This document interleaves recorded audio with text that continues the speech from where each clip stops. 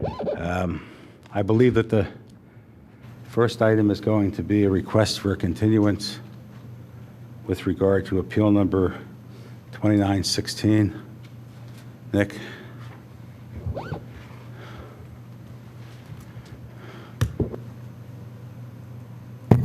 Evening, Nicholas Cornelia.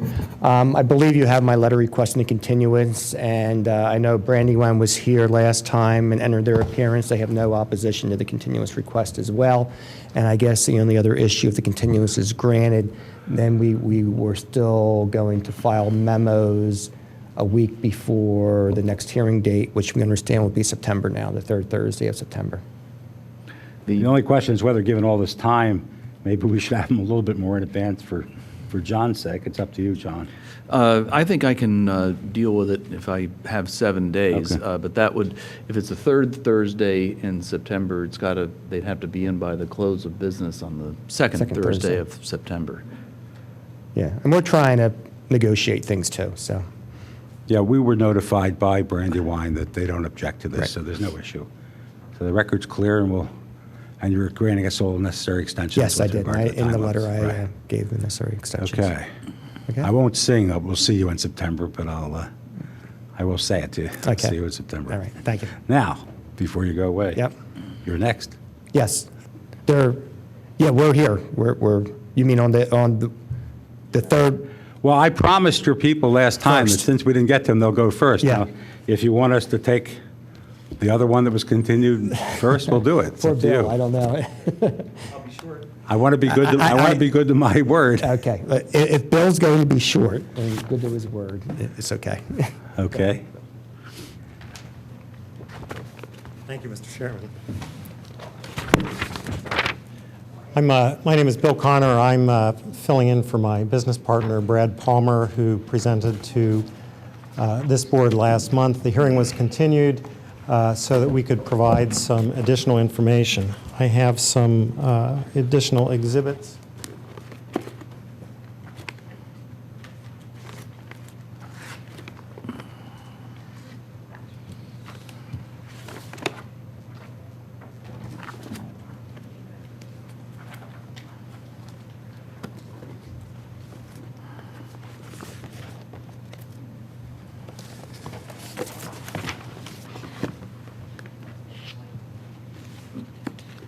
Excuse me, I think I should swear you in. You raise your right hand. Do you solemnly swear or affirm the testimony you're about to give will be the truth, the whole truth, nothing but the truth? I do. At the last hearing, there were some questions regarding the actual size of the signs being requested and the location of the signs. So we provided several exhibits that the intent of which is to delineate the specific dimensions of the requested signs. The second page in Well, excuse me, there's something I don't see here. Am I missing a page? There's nothing about the elevations of the bottom and top of the sign you've asked for on the side of the building. You requested a sign on the north side of the building. yes, we're no longer requesting a variance for that sign. We're withdrawing it. Oh, okay. So So you we- are on the record withdrawing that request? Correct. Okay. That's because you made a change in plans, or because you determined the destination like that? I'm sorry. I just want to confirm, you're withdrawing your intended plans for that sign, or you think? Correct. Okay, thank you. So it's just two signs that we're requesting a variance for. One is the projecting sign in two locations, and then the second would be a portable sign in two locations.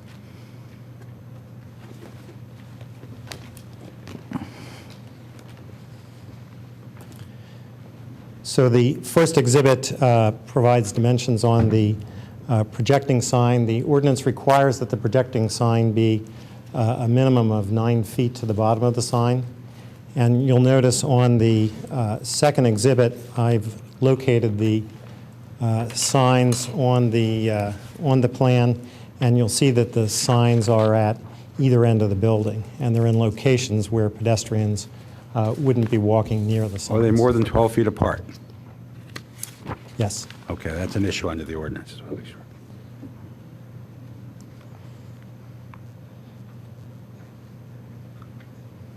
I'm just looking for a second to check the dimensions of these signs.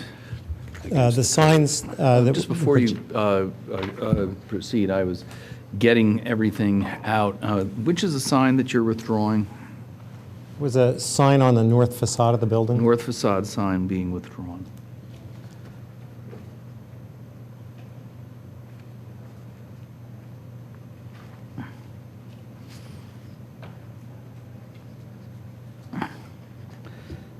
And at some point, we should probably add these as new exhibits.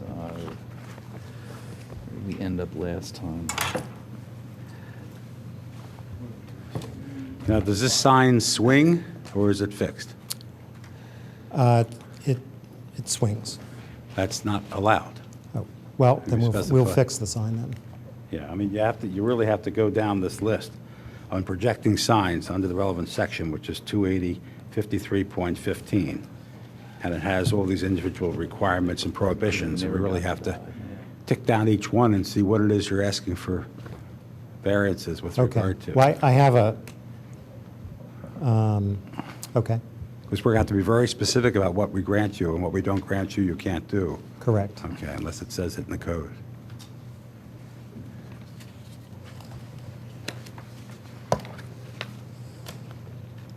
For instance, item A says, "No projecting sign shall be lower than 9 feet above grade or higher than 12 feet above grade."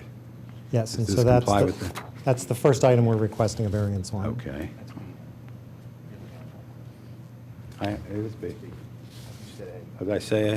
I misspoke. I have a good book. Yeah, it's actually, item C would be requesting a variance, which is the 9-foot minimum height.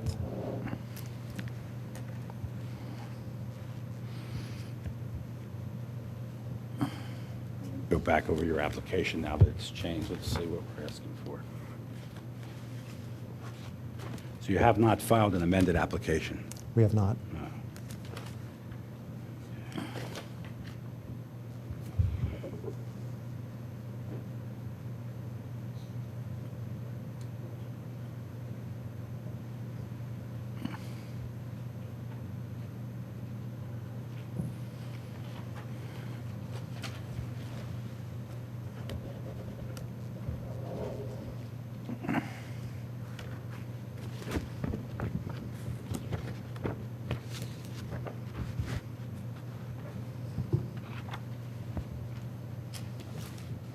So this sign is going to be 48.5 inches off of that little entrance patio, whatever you want to Correct. call it. And it's going to be 50.5 feet to the bracket, to the horizontal bracket. Inches, sorry. Yeah.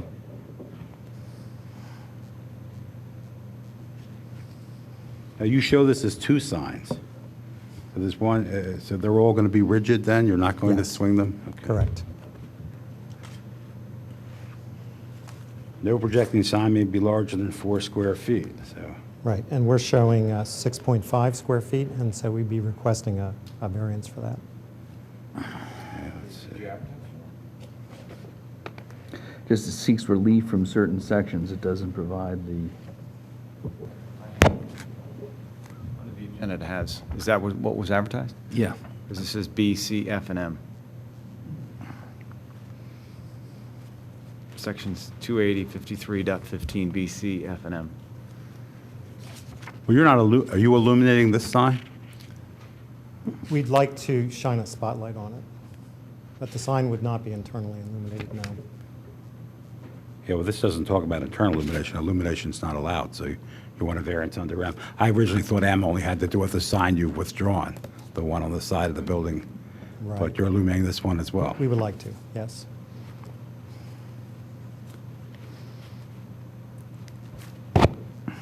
Is the existing, is this application for two signs, or did you already, one that already exists?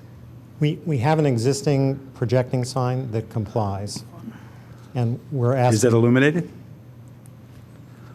I'm not certain. Well, if it is, it doesn't comply unless you got a variance. I know we dealt with the one on the side of the building, that Correct. fixed sign over the main entrance on the side. Correct. But I don't think we ever dealt with the front projecting sign before. Right, the one projecting sign complies with the ordinance. Except that it might be illuminated. I'm I not, find it hard to believe you're going to illuminate the new one and then illuminate the one that it's twin. I just don't know whether it's illuminated or not.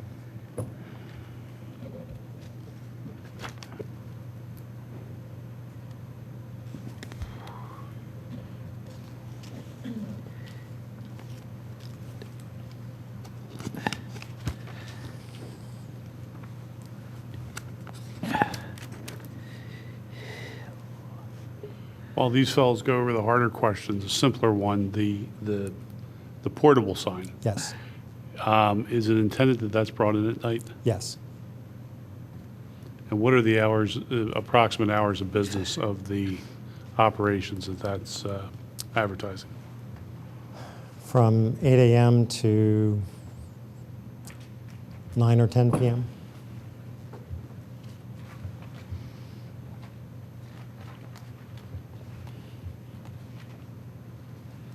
I think there's a provision on the code section that deals generally with the signs, not the one specific to this zone, where you're not allowed to have a sign of that nature. And that would apply here as well. I think it's Is that- section 119. The portable sign is not a permitted sign.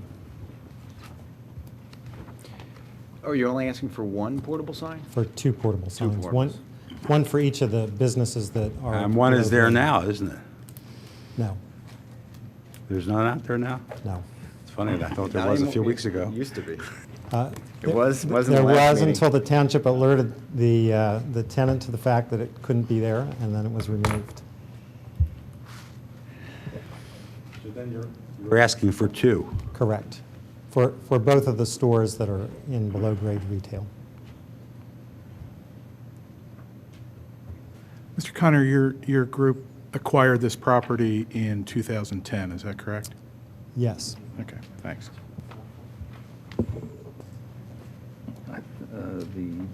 Yeah, I think they did. Because that would be, let me see a second, maybe they didn't. Where's the sign? B? D? There's something in your Oh, they didn't? application, I don't understand the wording of this, under 3D.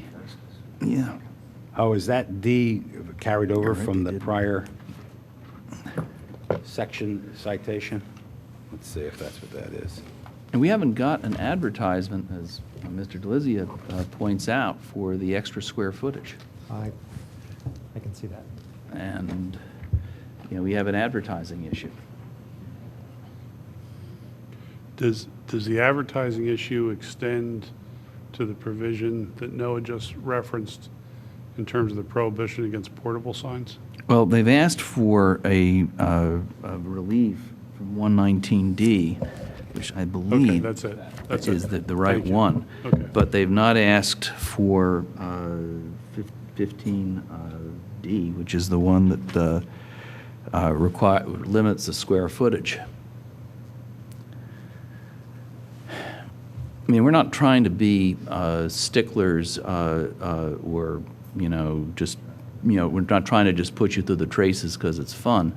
There is a strong body of law, courtesy of the state Supreme Court, that says if you don't advertise on something that's significant or if you fail to comply with significant procedural issues, then the decision is void from inception and can be challenged, and there's no appeal period. Right. That was, in my personal view, which doesn't matter a hill of beans, but in my personal view was,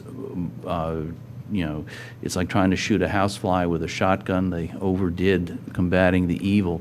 And the courts have been paring it back some, but it is still, unfortunately, it's in the law, and it applies to what this board does, which is why we're sticklers on the advertising. It doesn't do an applicant all that much to have an approval that can be challenged beyond the 30-day appeal period. I understand. My hope is that this evening you could address the things that were properly advertised, and then we could re-advertise on that issue if we decided we wanted to do that. No, that would be, I mean, my recommendation is to put the whole thing out there and. And just re-advertise the entire thing? Yeah, I I mean, think we for can talk everybody's about it. sake. Okay. I think it makes it easier. I mean, Okay. we now know, I think, in the last time, we didn't know exactly what you were planning to do. Again, I didn't write the Glengarry decision, and I don't think I would have written the Glengarry decision, but it's there, and, you know, it's binding on, and it and its progeny are binding on this board. Right. And be aware of a bunch of things. Go down each of these requirements, both in the sign provisions applicable to this overlay district, but also in the general sign provisions where this last provision we talked about is. Because there are other things that may be implicated as well, and you may as well include them in your request so you don't harm yourself by being too narrow in your Okay. request. For instance, the same sign could be construed to be prohibited under subsection M as one that could obstruct free ingress or egress from a required door, window, fire escape, or other required exit way, because it's on the entrance patio there, the entrance and exit patio. Okay. It could be construed as a sidewalk or sandwich sign, which is prohibited under P. So you're going to need to go down and ask for every kind of relief you might need to do what you want to do. Okay. And then if we grant the relief, we can say, relief from these sections in order to do this specific thing in this specific way. Right. But if you leave out a section, we want those sections in your application, so you should revise it, and then we want it in the advertising. Okay. For our protection, but also for yours. Understand. So you can rely on the approvals you get. Yeah. I think it protects the applicant at least as much as it protects the board. I mean, that's Right. because ultimately the penalty is borne by, you know, the applicant in terms of putting their approval into question. Okay. If he hasn't asked for all the relief, you may know as well. Yeah, by the way, I'm thrilled that you eliminated your request for the north facade sign. So much less we're going to have to talk about. So are you going to request a continuance? I am. And this would be till September. Yes. The September meeting, and you would grant us the extension of time to commence hearing, and then the 45 days to render a decision would start running at the conclusion of the hearings once they commence in September. Yes, we'd agree to that. Now, what about the revision to the application? By when should that be filed and circulated so we can all have time to be a little bit more informed next time? Well, we don't, I mean, it would come to us from the township. I think the township requires 30 days. We require 4 weeks Yeah. under It's- our guidelines. It's on the agenda as August 19th. Materials need to be submitted by August 19th. Yeah. Okay. I would get them in as quickly as So we're I going to want to could. have something so that we're not fumbling around with papers like we were just now, Yes. figuring out Yeah. what relief you need. Okay. Thank you. Okay. And You I are would- continued till September. Thank you. You might want to talk with the township zoning officer once you prepared your application to cover the relief you think it may be needed to make sure that the, you know, township and zoning officer doesn't see something else you need to do. Okay, thank you. Okay? And again, we're not being here to be jerks about it, but that's what the law requires. I understand completely.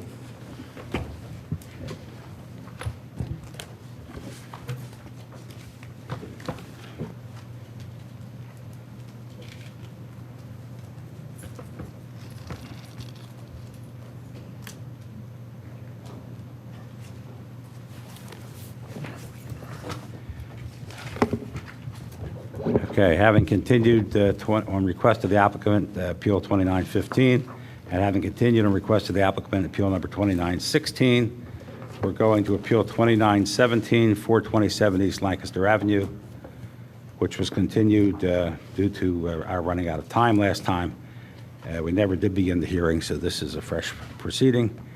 The applicant, Walker Family Properties LLP, property located at 427 East Lancaster Avenue and zoned R6, seeks a special exception pursuant to Section 280-101A or A2. Is that supposed to be A or A1 or A2? I don't know I know what my application says, I don't know what the notice says. of the zoning code to expand the non-conforming use of a doctor's office. Applicant also requests a variance from Section 280-112 of the zoning code relating to disturbance of steep slopes, or in the alternative, contends that disturbance is an existing legal nonconformity or is permitted under 280-112. Is that I or Roman number 1? It looks like I. As man-made steep slope. Applicant seeks a variance from above sections or from Section 280-36.2 regarding use and other necessary relief, if any, is required for the construction of a primary/urgent care physician's offices. It says, I'm quoting. Welcome, Mr. Keeley. Evening, Nicholas Keneally representing the applicant. Go ahead. My name is James Levin. I am asking to enter my appearance on behalf of Aberwick Apartments and Crestwood Apartments. I'm the attorney as well as a partner. And I have a written entry of appearance as well if you need it. Well, who is acting as attorney for the client? I am. Nick, you're not- I'm an adjacent property owner Adjacent owner. on both sides of the property. Okay. Yeah? Could you submit it to our solicitor, please? Thank you. A copy should go, I think, to, actually, do you need one of these, don't you? Could you, He has an if you have an extra one that the stenographer could have?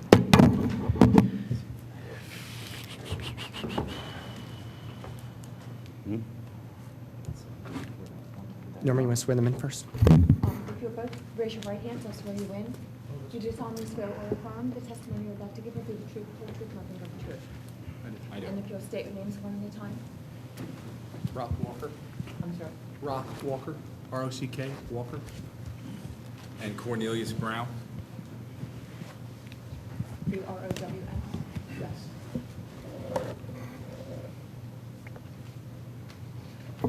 You'll see from the plans here that currently there's 3 buildings on the site. The front building is an apartment building. The building in the rear and the 2 buildings in the rear are used for medical offices. This dates back to pre-code provisions which permitted doctor's offices in R5 zoning districts. Since that time, this has been changed to an R6 zoning district. The request here eliminates a number of nonconformities and complies with all of the setback requirements. Therefore, the relief we're asking for is a special exception to expand the nonconforming doctor's offices. All of the buildings will be raised and a new office building will be constructed on the front of the lot with the parking in the rear of the lot. The first witness. So you're not expanding a non-conforming use? Yeah, we are expanding a non-conforming use. Into an existing building, conformed or not conformed. You're not expanding within the building. Correct. And you're not adding on to the non-conforming buildings to spread the use.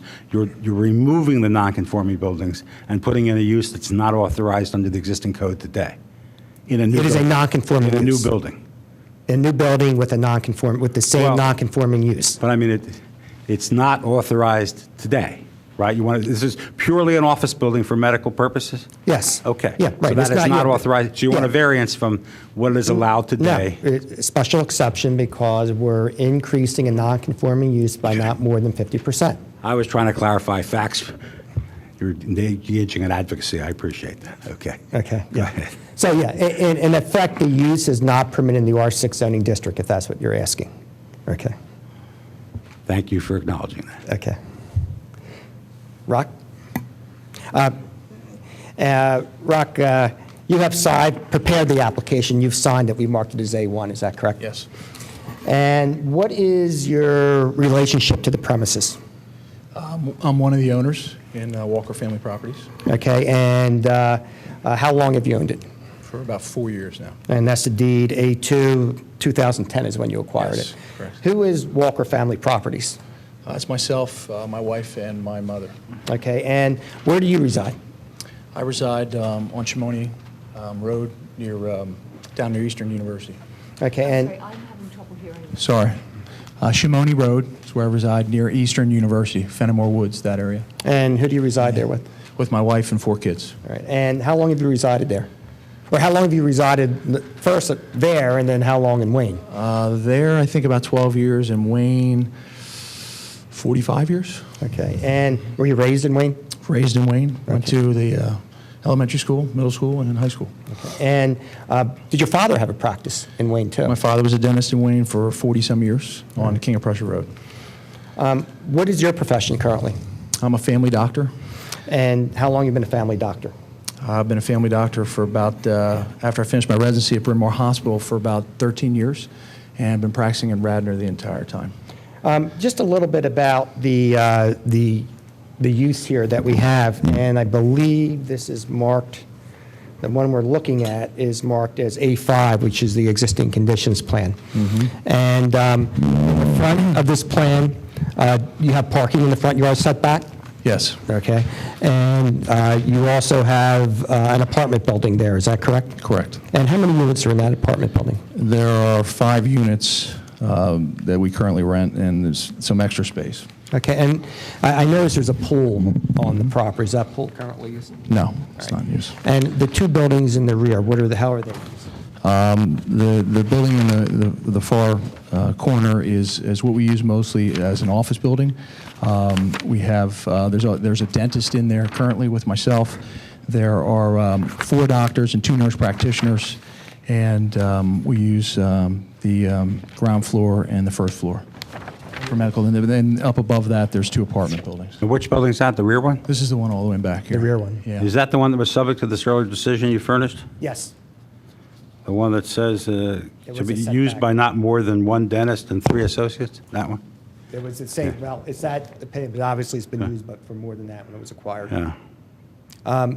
Currently, there's a pool on the site. Is that pool even used? No, no. And then you have this, and actually the building that you just were referring to, this titled 2-story frame building, that building is non-conforming as to the setbacks, correct? Correct. All right, and that's the relief that we'll get to that was granted, that's been copied. Right, it's not non-conforming, it was by variance. The Appeal number building- 1031. The building was by variance. Right, in the building, setback, the in the use- required setback Yeah, area. right, exactly. The Yeah, use was not by, you're saying that the use was not by variance? No, because if you look at A3, that's a copy of the zoning code. Remember, this was R5 zoning, and professional office of a doctor, dentist, architect, lawyer, or similar profession. Nick, that's not the code that was in effect at the time this decision was made. Yes, it was. Well, this decision was made in 1967. This code is as amended in 1972. No, it's the same code. It's the code that has not been amended.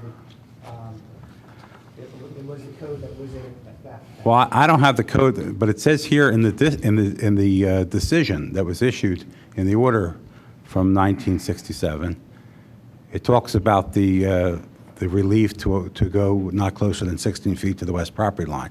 And then it says, and from the provisions of Article 10, Section 101 of the ordinance, to permit use of the new building as a dental office in accordance with the testimony provided that such use shall be by not more than 1 dentist and 3 associates. So they granted this as relief here, and you're saying it was already allowed?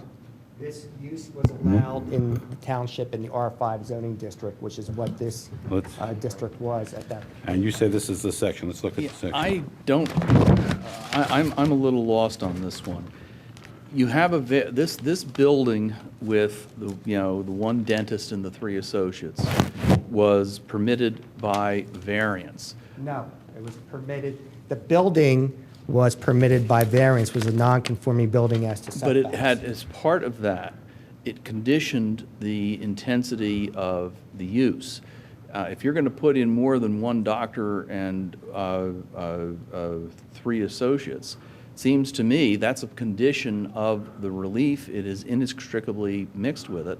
And I don't think you can say, well, since we're tossing the building, we can now go put in a non-conforming use of however many doctors we want, as long as it becomes a reasonable expansion. I think that they're too interlinked, and I'm willing to be talked out of it, but my concern is that they're so interlinked and so much part of the package. that this is not susceptible Well, to expansion. building And the other issue, wait, non-conforming- wait, there's one more issue. Let's put them all on the table. So really, That building's being removed. this decision from 1967 talks about section 1001 of Article 10. The ordinance that you say was in effect then, and you mark the section, that's section 901 of Article 9. This can't be what this was decided under. They're inconsistent. See, the ordinance specifically. I understand Yeah. what you're saying. I went back and looked through all the ordinance provisions. I could not find anything of 1101 that even referred to the R5 zoning district. So I mean, you can't make an argument based on an assumption because we have no evidence. that's, Well, the evidence we have is to the contrary, Nick. I'm looking at the transcript. Yeah. I have the transcript here from the zoning hearing, All right. so I'm looking at that now. I'm trying to see if there's reference made to it.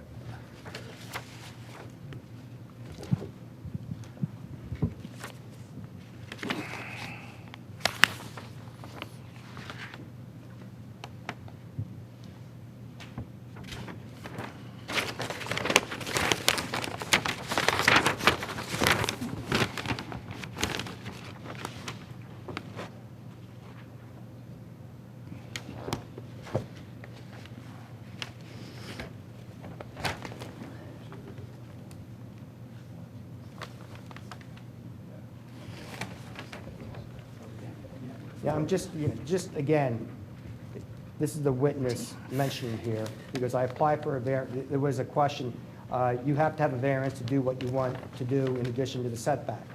I hereby apply for a variance, and this is the witness speaking. It was Dr. Longnecker, who was a dentist. The only reason I need the setback, actually, I don't need it. I can place the building in such a way that I don't need it, but then it's sitting in the middle of an area of asphalt, and it talks about the building. And basically, this Here we talk whole- about use, this though. This whole decision and this whole transcript is talking about the building setback and nothing about the use, which goes to my argument, is that the use was permitted.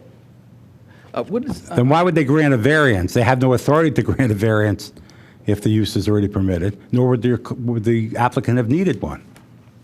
Because that's what they did. I But it mean, can't- doesn't but- mean just because they did it doesn't mean that it was But correct. let's agree The that variance was- this is not the section that No, applied no, then. No. It The can't. variance was for the building, not for the use. now, this building is no longer in existence? No, it's there. It is, but they intend to knock it down as part of this project. Okay, so the building is here, and they intend to, it's the building in the front, and they're going to replace, They're taking everything that's on the property now, yeah, and knocking it down, leveling it, and building a new building toward the front with a lot of parking on the rest of the property. All right. Okay. And let me just refer, and I can hand up a copy of this. On page 9 of the transcript, at that time, the solicitor was Allison Page, solicitor for the Board of Adjustment. And there's a bunch of questioning, kind of similar probably to what you're talking here, and he's saying, let me explain it to you. The ordinance contemplates in this sort of area, a doctor can have an office, and the theory behind this is that in a residential district, a doctor and the amount of traffic that it endangers is not going to bother the people bringing the traffic. All right, so again, the R5 zoning district in Radnor, up until probably about 1985, permitted professional offices in R5 zoning districts. How many doctors are going to be in the new building?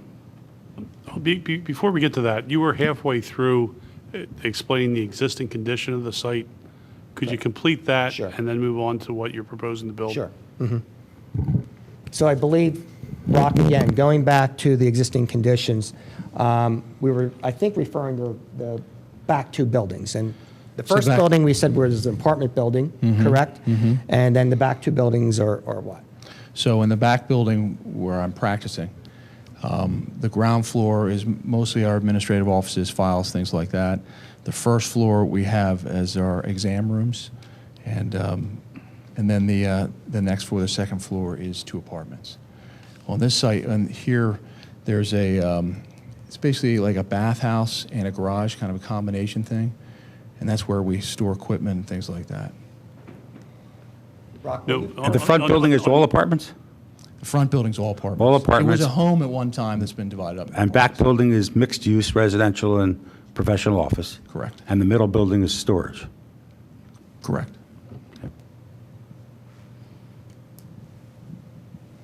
Rock, when you purchased the property back 4 years ago, how was the property used?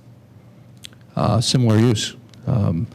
It was almost identical use. It's just the difference is the type of physician. It was all dentists, and now there's a dentist and some family doctors.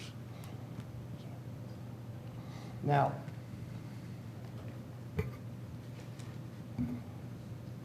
referring to what you're proposing to do, and we'll show the plan here.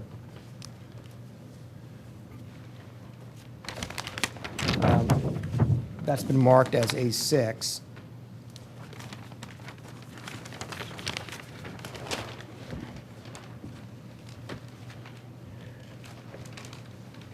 And can you describe what you're intending to do?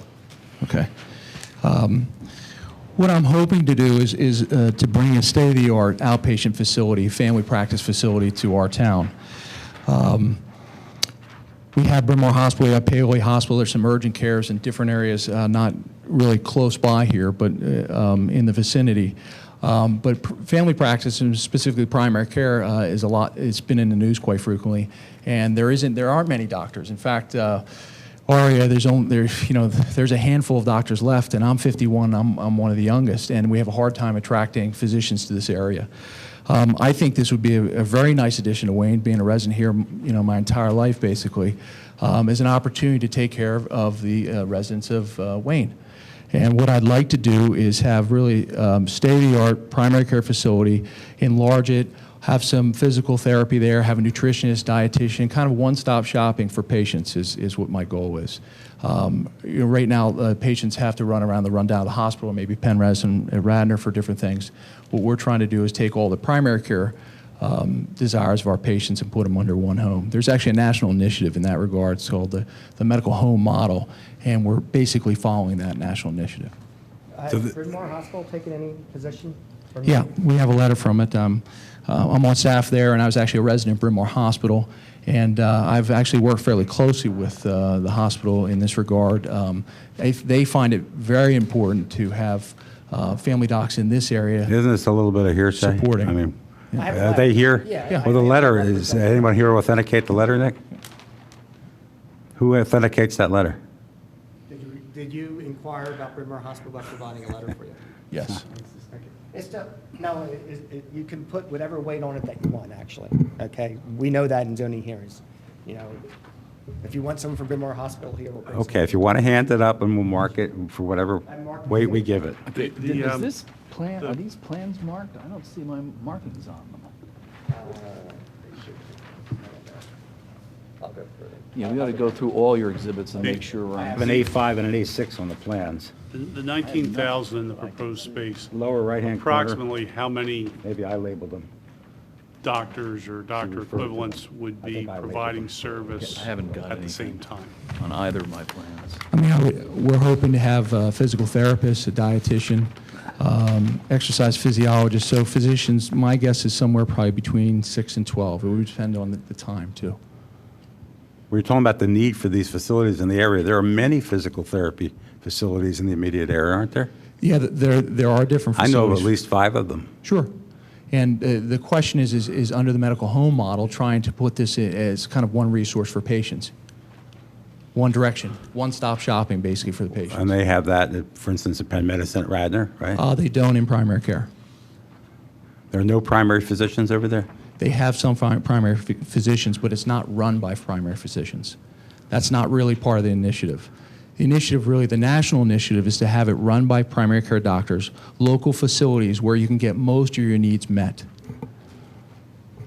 That's really a specialist-driven facility. What about over this there. new urgent care facility they're planning and they're constructing right now on Conestoga Road in Ithan? Mm-hmm. Are they going to have that there, something like that? I'm not sure what they're, I know they're kind of a chain of urgent cares. Premier is the name. I think it's owned by orthopedic physicians. I might be incorrect in that. It's labeled as being some kind of an urgent care center, and it's right across from Radnor Friends on Conestoga Road. That's pretty close, too. Mm-hmm. I mean, since you raised the issue of the need for these facilities, that's why I'm asking. Well, it's very different than what I'm talking about. That's an urgent care. You're not a patient there. If you need something urgently, you run there. Ours, we're trying to have continuity of care. And it's patients, longstanding patients that are part of the community that would come to our center. And instead of having to go to another urgent care that doesn't know them, they could come to our facility. There's nothing available in which you could put such a facility now? It has to be on this site. There's some need to put it on this site? I don't know of another site. I mean, the issue you're raising now is the need to have this kind of thing around here, not the issue of why it should go on this site. So I'm saying, if we bought into the fact that we should have this kind of facility around here, there are lots of existing buildings or land that could be used for this purpose. What is it about this site that requires relief to put it on this site that's not zoned for it? I think this site is ideal because of its access to transportation, its frontage on Lancaster Avenue. Those are things that are very attractive. I think when patients are trying to find something quickly, I think the Conestoga Road I don't think it's a very good site. Traffic's terrible over there. I don't think it's going to be visible either. But there are lots of semi-occupied office buildings up and down Lancaster Avenue in this market, aren't there? There may, but I'm not sure that they would be conducive to what I'm trying Again, to do. I only raise this because you testified that we need to have this thing around here, and basically it has to be on this site. It's unique or something. Yeah, I'm trying to do something yeah, unique. yeah. He's trying to do something unique. We're not arguing the legal hardship based on it being, at this particular site. So what's the hardship then? This is a expansion of a non-conforming use. We're You not say- so you increasing say. the expansion Okay. by more than 50%. Okay, I understand. Okay. I understand that's your argument. Yes. How many parking spaces are on the existing site as contrasted with the proposed site?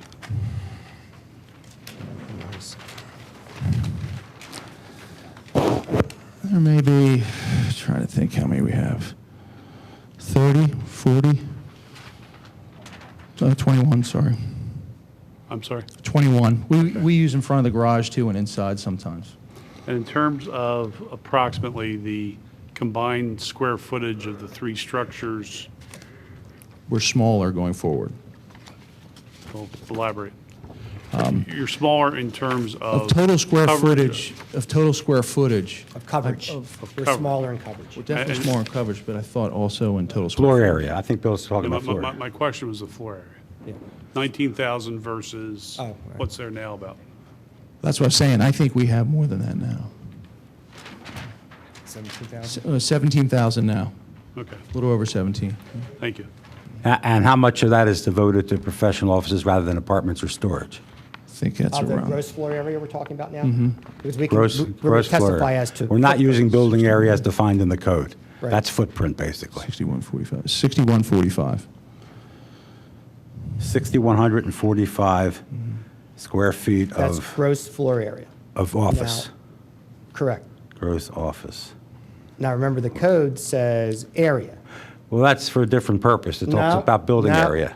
I have to disagree with No, you. no, we're looking for a fact here. We're not debating over what to apply as far as, we're looking for a fact. I agree with you, the gross floor area is the number that was given, and the footprint, you have the number for the footprint. Our argument is that this expansion is based on footprint, not on gross floor area. And there's case law on that. If this is in fact an expansion case. Yes, if it's an Yes, expansion. case. but since we have to look at it as all potential cases, depending on how we come out on that issue, Right. these questions are very important to be answered. Okay? So it's 17,000 square feet of gross floor area now in all three buildings, of which 6,145 are gross floor area of medical offices. That's correct. Okay, thanks for the answers. And a new gross square footage of medical offices will be again? 19.2, I believe. So- 19,200. So it's 6,000, let me write them down. Please bear with me. If you look on A6, See, we ought to go through. yeah, them. yeah, I know. I I- think some people may have them marked, some may not. I got what I got from the township, and it's not marked. So give me the existing square footage of doctor? Go ahead. 6145. And the new? 19.2. 19,200.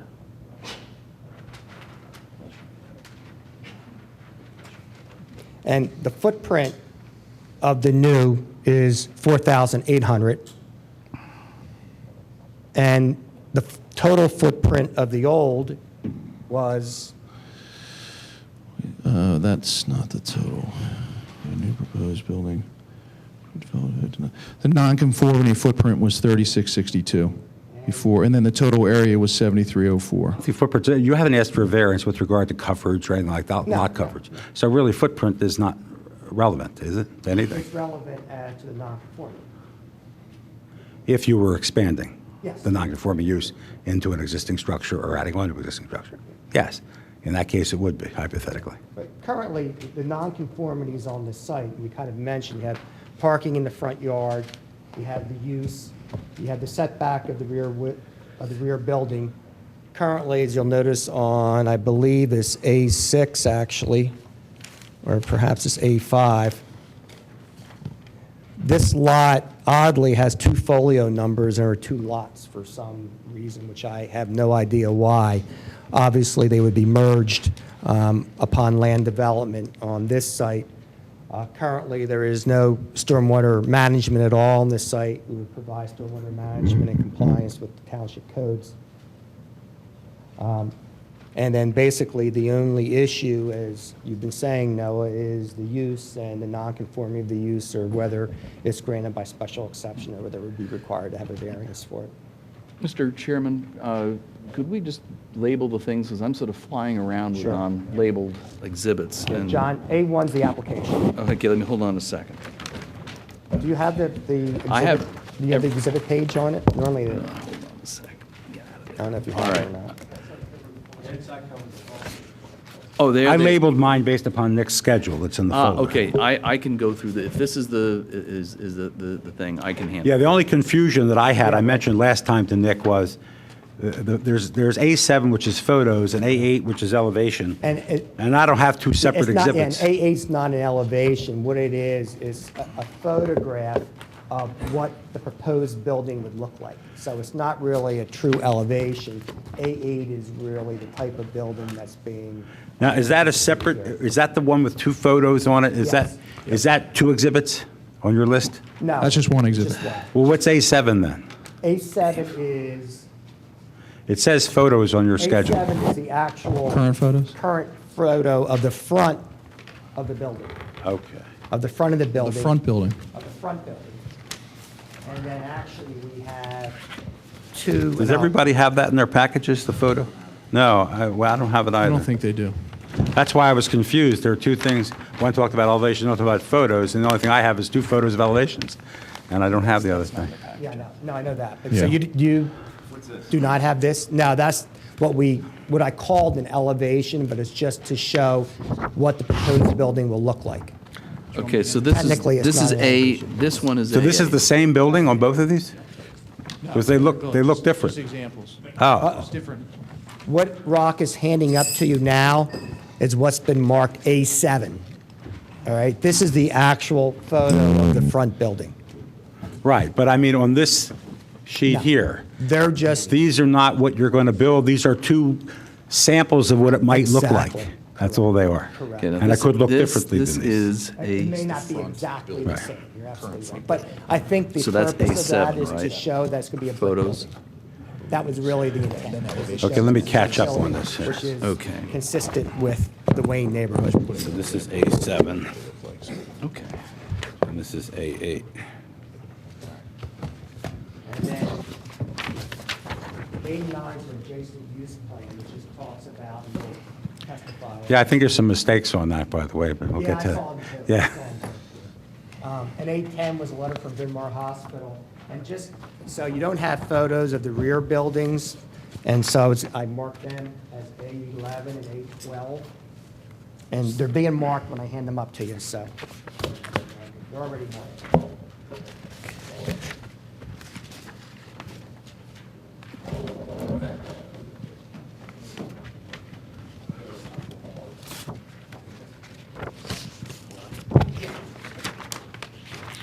Who's this? This is A11 and A12. These are the rear, these are the buildings in the rear.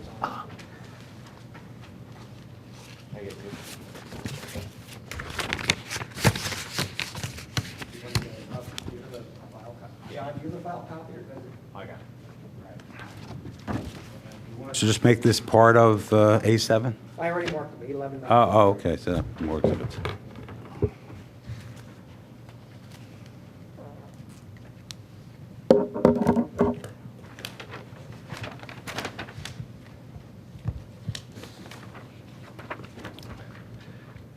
I guess while we're about it, Mr. Levin's entry of appearance should be, are you here as a protestant?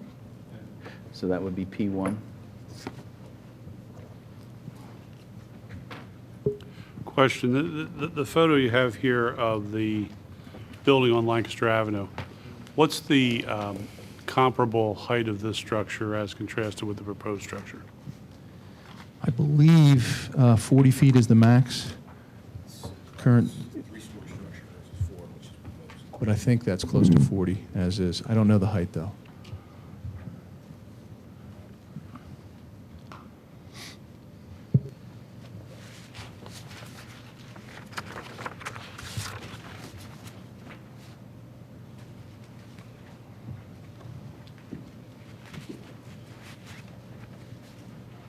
And just to finish with Dr. Walker's testimony, Rock, do you foresee what you're proposing here having any significant noise? No, Any- no less. Is there any dust or smoke or anything of that nature? No. This could be fully sprinkled in accordance with Township Yes. Code? And is it going to have, from a traffic standpoint, can you describe when your clients or patients arrive and when basically your staff and doctors would arrive? We have rotating hours now. Sometimes we start at 7 in the morning, sometimes we end at 6 or 7 at night. We have different shifts that come in as far as the doctors and nurse practitioners. So I would foresee something along those lines. We will probably extend the hours later in the evening, probably not earlier, but later. Okay, and how about your patients? Do they come in pretty much all day long?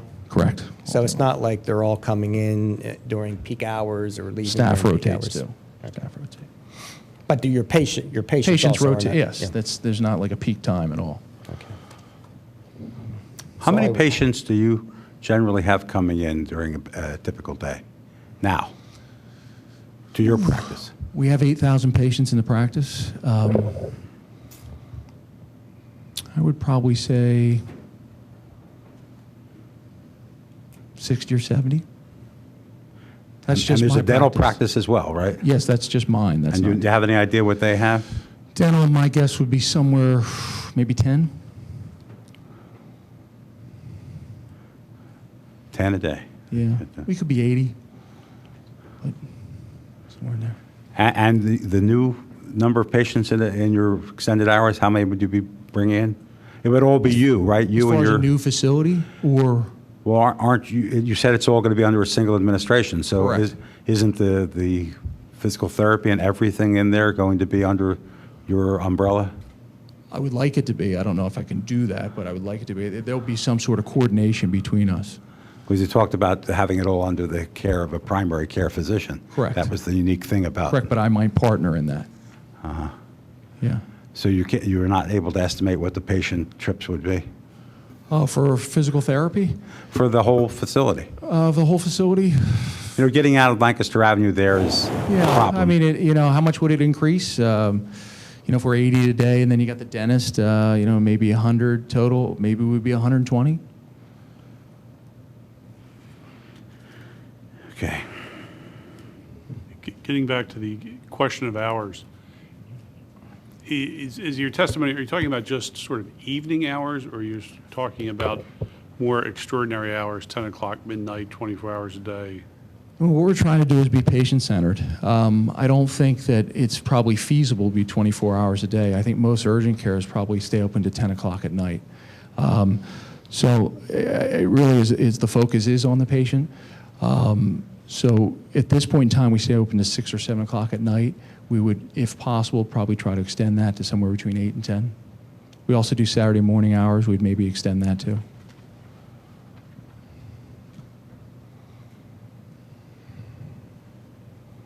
Any other questions from the board for Dr. Walker? Again, Are you going to have him speak to the issue of the steep slopes? Yes, the engineer will. Oh, but not Dr. Walker, okay. Is there anything else for Dr. Walker? Again, it's going to be a dozen medical personnel. Is that your staffing? And that includes doctors, assistants, nurses, whatever? Not including staffing. Oh, I'm not- saying providers. Oh, in So other words, whether it's a nurse practitioner, physician, exercise physiologist, something like, So it's 12 practitioners. of some sort would be my guesstimate on the sorry? size. That would be my guesstimate. Okay, 12 practitioners. And you have now We have 6 total right now, plus the dentist, 6 plus the dentist. varying times of the day.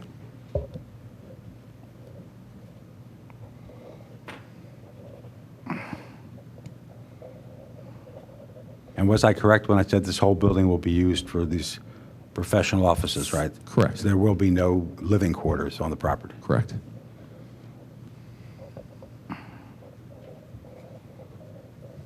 Anything else for Dr. Walker?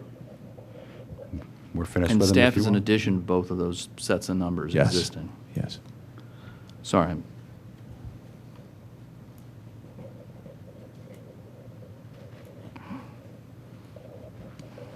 Ready when you are. Okay. Cornelius? Cornelius, you've been sworn in, and could you tell the board what your profession is? Cornelius Brown, and I am a professional engineer, And by whom are you employed? Bowler Engineering. And are you registered in the state of Pennsylvania? Yes, I am. And how long have you been registered as a professional engineer in the state of Pennsylvania? I have been registered for 6 years and employed with Bowler Engineering for 14 years. And are you familiar with the plans that were prepared here by Bowler? Yes, I am. Okay. And first, let's just go through the surrounding area. And I think everyone's familiar with the surrounding area. And no, if you don't mind, I'll try to lead them through it, to some extent also. I don't know if we necessarily need direct testimony, because I think everybody knows. Starting from Aberdeen Avenue and looking on the north side, which is the same side as this building, there's the shopping center there, correct? It has a Chipotle and a number of other strip retail type stores. Is that right? That is correct. And it has a lot of parking in the front there. Correct. All right, and then going down, there's a Range Rover dealership, a car dealership. Going down, that we're going east on the north side, that is, of Lancaster Avenue. Yes, that's correct. All right. And then behind there, actually, those white buildings that we see on A9, they're 54 condominium units. Is that right? Correct. All right. Yes. And then in front of those buildings, we have an assortment of commercial uses, apartments, the American Legion Post, and buildings of that nature. That is correct. Yes. And then we have apartments that border both sides of the star here, which is the property that we're talking about, correct? Correct. And then going on further down the road, we have an assortment of apartments, businesses, medical offices, until we get to the St. David's Park type area, further east on Lancaster Avenue. That's correct. Yes. All right. And actually, Bowler prepared this plan, correct, this A9? Yes. All right, now just starting on the south side, again, I believe on the corner of Aberdeen and Lancaster, there's a gas station. Is that Yes. right? And then we have, I believe, some commercial stores such as a Verizon store and the CVS drugstore. Yes. And as we move further up the street, we have a bank, Bryn Mawr Trust Company. Correct. Is that right? Yes. And then we have some office buildings across the street. That's, at least on this plan, mentions Price Financial Service, but I believe that's a pretty large office building, correct? That's correct. Yes. And then we have the park. There's a little pocket park, if you would call, that's called St. David's Community Park, correct? Yes. And then after the park, we have another small office that actually used to have doctors in it, but doesn't anymore. Yes. Correct? All right. And it looks like we have a daycare center, and then apartments, condominiums, and again, medical and offices leading to the shopping center at St. Davis Square. Is that right? That is correct. Actually, the apartments shown on the southwest corner are not apartments. They're single-family townhouses. Yeah, right, correct. They're a But the ones that say condo form condominiums, I think They're are a they condo labeled form of condominiums? ownership, but they are single-family townhouses. Right. Where it says condominiums, I believe. No, where it says apartments. See, you have the two apartments. One's the Brinfield. That is an Right, apartment. it is, you're right. One's a- And the other one is not apartments. Yeah, yes, So correct. it's not multifamily housing. Is any of that zoned A6 on that side of Lancaster Avenue there? No, all the I didn't think R6. so, so I'm not sure what the Yeah. relevance is, but Yeah, the R6 is all zoned on the Do we have a zoning map? But I'm almost I believe it's positive, between the railroad and Lancaster Avenue that's R6, Yeah. yeah. And that's where we have all these nice multifamily apartments. Right. Which is And what R6 as, is in for. addition to, commercial as well. And actually, if this was developed as multiple family, I believe, Ralph, do you recall how many talking about? Can't hear you, Nick. We're not proposing multiple family here, but. Yeah, I believe there was over 20 units that we could provide here if we complied with. And the zoning. comprehensive plan, the township really calls for that, because that's why it's zoned that way, because it's near the train station, it's near the bus routes.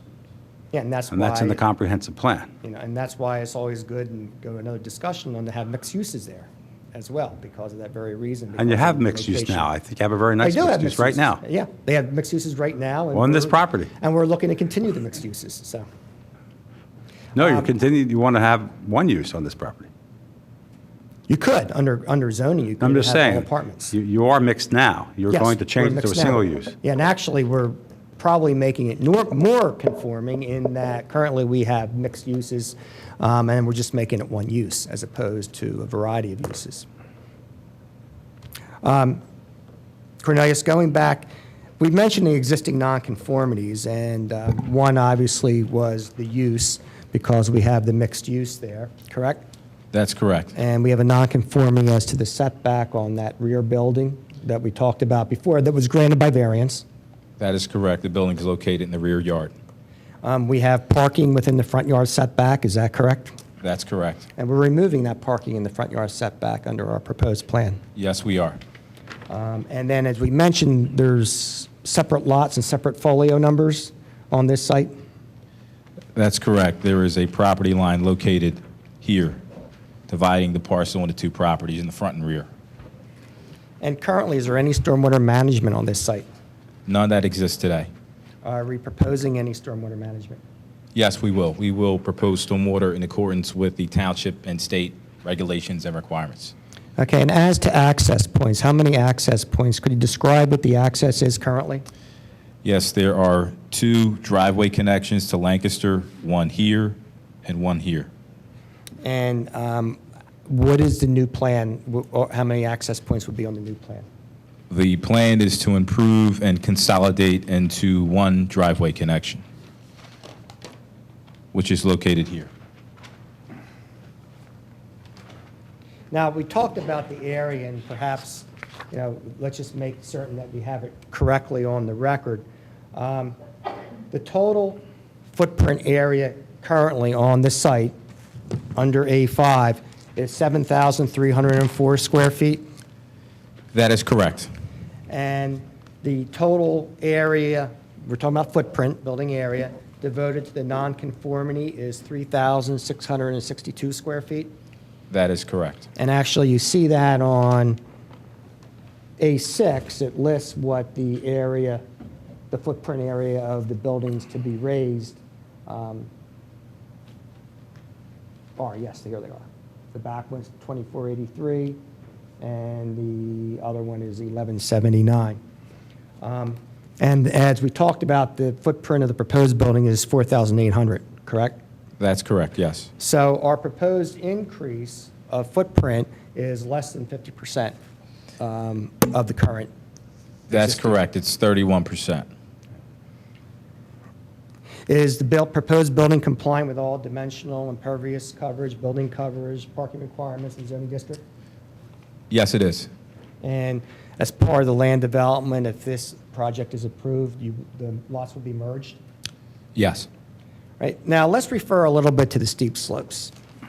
And can you show the board, indicate to the board where the steep slopes are located? And here's a pointer for you. And could you tell me basically what type of slopes they are? They are steep slopes by definition that's outlined in the township ordinance that are located here adjacent to the pool area. And there's also steep slopes located here at the rear of the apartment building. There's also some steep slopes located along the frontage, a majority of which are located outside the ultimate right-of-way. Right. And do you have an opinion as to whether they are natural or man-made? And if you do have an opinion, why do you have that opinion? Yes, and simply based upon our observations and review of historical information, we've looked at the topography that slopes from the front property line to the rear. We've also observed the vegetation that's located on the steep slopes areas, and based upon our review of same, it's our opinion that they are man-made slopes that are a function of when the property was developed and the buildings were constructed. On that issue, Nick, can I ask something, please? Yeah, were these created by man as a result of compliance with Section 175.11A and B of Radnor's code? That's the grading ordinance.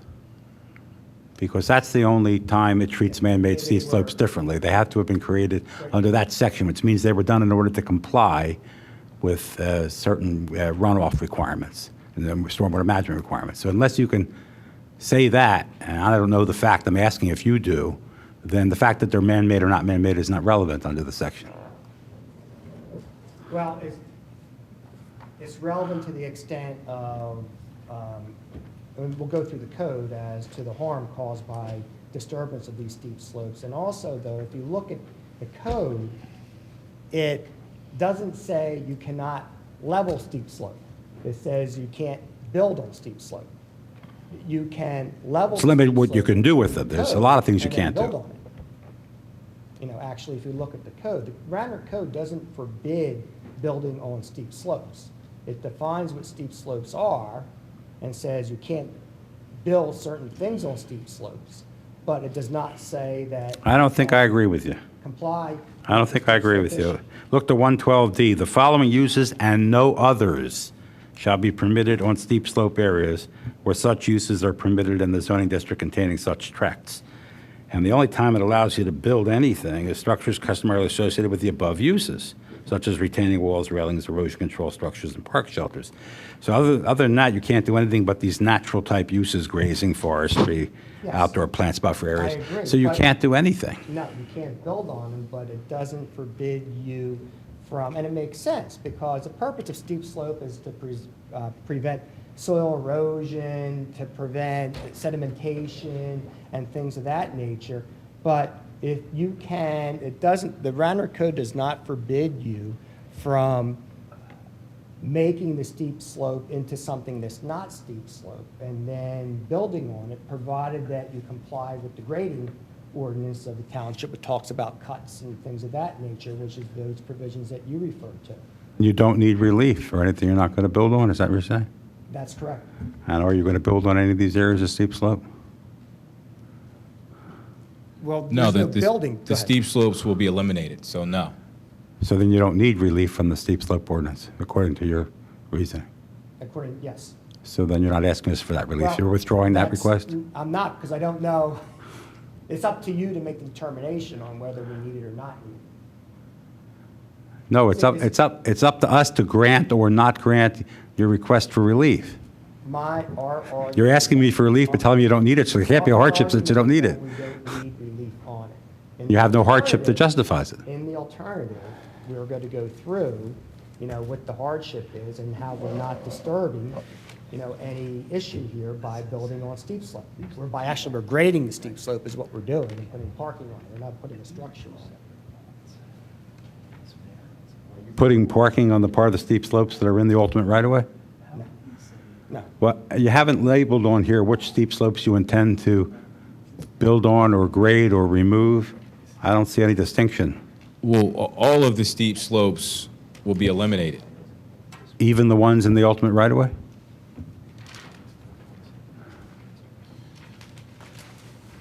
We haven't finalized a grading plan yet, but in order to provide for an ADA compliant connection from the street right away to the building, we may need to modify the grades in that area. We can only grant steep slope relief to remove them very specifically. We always require people to show us exactly what they're going to remove or affect and how, where it is, what they're going to put in its place. And all that's going to be supervised by the township engineer, but we can't grant relief if we don't know specifically. Like if we could refer to a plan and say areas No, 1, 2, A6 3.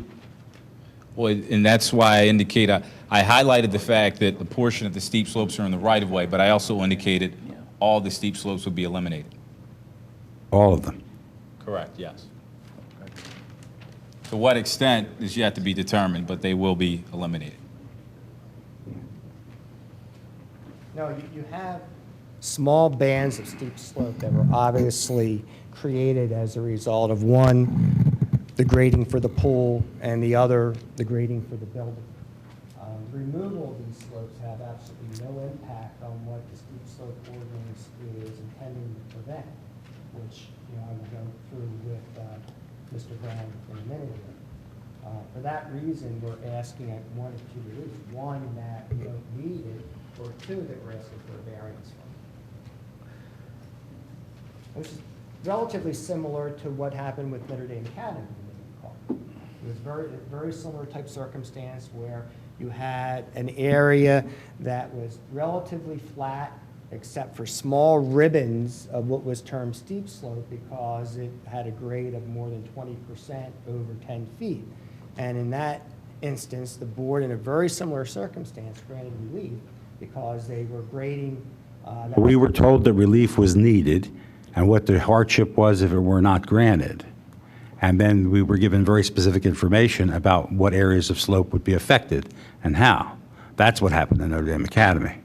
But here, if you say you don't think you need it in order to build, because the code doesn't keep you from that, then you have no hardship that justifies the granting of a variance. And no, in Notre Dame, I argued the same thing too. In the case after me, Overbrook argued the same thing also. They didn't think that we need the relief, but in abundance of caution, they asked for the relief. And I know this board generally, rather, instead of saying, yes, you are right, you're permitted, would rather give a variance than giving a flat. Well, to say, yes, you're right, you're permitted, would be to give an advisory opinion, wouldn't it, solicitor?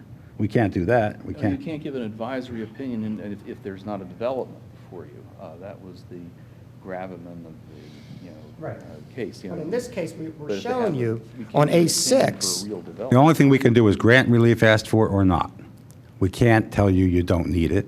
We can grant it or not. I don't necessarily agree with that. Well, that's One part of question your. that I would have, though, the two lots that are separate right now, the apartment building and the smaller of the two medical buildings are on one lot, and the bigger, the dentist office, the one that's subject to the variance, is on the flag lot, correct?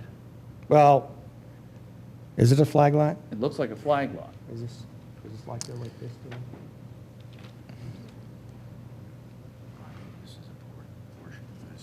Yeah. Well, John, you have the deeds, right? The deeds would tell you that, how they describe. No, I could parse through that, but was hoping I could get an answer on. Yeah, I have to. No, I mean, it's my understanding, again, without having the deed information in front of me, but this is a separate parcel that's part of this overall lot as identified by this folio number. And here's the property line, and then separate from that is another folio number identifying the parcel at the rear. Yeah, so there's a, So- that's a flag lot. There's a But flag this- that picks up the, This is not part of this lot. what is it part of? How do you get access to that back lot? Because there's two parcels. This probably was developed back in the 1800s somewhere, John. I mean, in those days, we looked, we don't think there's an easement, we couldn't find an easement. And back when they got the relief for that building, there was no relief granted for front yard setback or anything of that nature, which would have been required in this instance. Let me cut if to they what were separate. what the concern is. Let me cut to what the concern is. You have, you're asserting that you can expand 150% of the floor area of the two medical buildings to build your proposed office building, correct? As by special exception. That's your Correct. assertion. If the rear building is not on that lot, how can you use that to count for the expansion? You could only count, assuming you're right, which I'm not sure you are, how could you use only the small building? How can you add the rear building on a different lot to then support this massive, quote, expansion, unquote, on the front lot. I John, don't see how you do the it. effect of this is, Now, what's- yeah, this is old Wayne, probably more than a century ago. These lots, in effect, even though they may not be merged legally, have been merged. The office building in the rear uses the parking in the front lot as well. The office building in the rear never required any relief for front yard setback when it appeared here before the zoning board, and the zoning board didn't say they needed any relief on front yard setback. The zoning board doesn't change title. That was a different application back in 1967, which we can't really, respond to. All I'm saying is that it strikes me that a lot of the square footage that you need for your base in order to multiply by 1.5 to put on the front lot comes from a separate lot. And I don't see how you can, I'm not convinced you can do that, assuming you really can tear these buildings down. Yeah, well- And multiply by 150% and put it all on the front lot and so forth. I'm not convinced of that either, but this is an additional. Point of information, I've just looked at the deeds, the deed descriptions, and it's a quickie, but it looks like the front lot is separate, the back lot is separate. There is no legal description included in the back lot for any access strip out, fee title or otherwise. There's a general appurtenance clause in the deed, but it's only general, it's not a specific easement. So we know that the fee title does not include title to an access strip to Lancaster Avenue. It's bounded by the railroad. It calls, And that's what I just it looked at. calls for the railroad right It's away. bounded by the railroad. If you look at the two descriptions, parcel A refers to Lancaster Now, Avenue. technically, the railroad itself is considered a thoroughfare in the old days, and it may have been a freight depot or something. Who knows what it was? It may not have needed road access. It may have been I used in just connection think- with the railroad. Railroad once owned all this property. I just think the laws were so different then. You see many times on these old lots that you have a combination of 2 or 3 lots that are postage stamp size. And I agree with what you were saying there, Noah, because if we look at the deed descriptions, parcel A talks about Lancaster Avenue, and in the middle of Lancaster Avenue, parcel B doesn't refer to Lancaster Avenue at all, but just talks about the And A southern goes the line. full width of 120 Yeah, feet. yeah, and if you look at it, it actually matches this lot here. Parcel B matches this rear lot. if you In look fact, at these the parcels were description. acquired at different times in different deeds. Yeah, and there So- may be easements by implication. It could or be. Necessity, but that's, beyond. Well, easement by necessity would have to be declared by court, but easement by implication may very well exist. Yeah, depending on which one was conveyed first. I was going to go back to steep slope for a second. Go ahead. Floor is yours. Now, as you're saying, we're proposing to put a parking and I believe a drive-through, a driveway that would disturb the steep slope. Is that correct? Yes, that's correct. All right. Just out of curiosity, is there a need to disturb the steep slope that's not going to be affected? Looks like there's only a little tiny piece where the driveway is that I'm pointing to right here. Is there a need to disturb this steep slope here? From a building standpoint, looks like it is in the right-of-way, or it is in the right-of-way, and actually, this is in the right-of-way, too. From a building standpoint, no.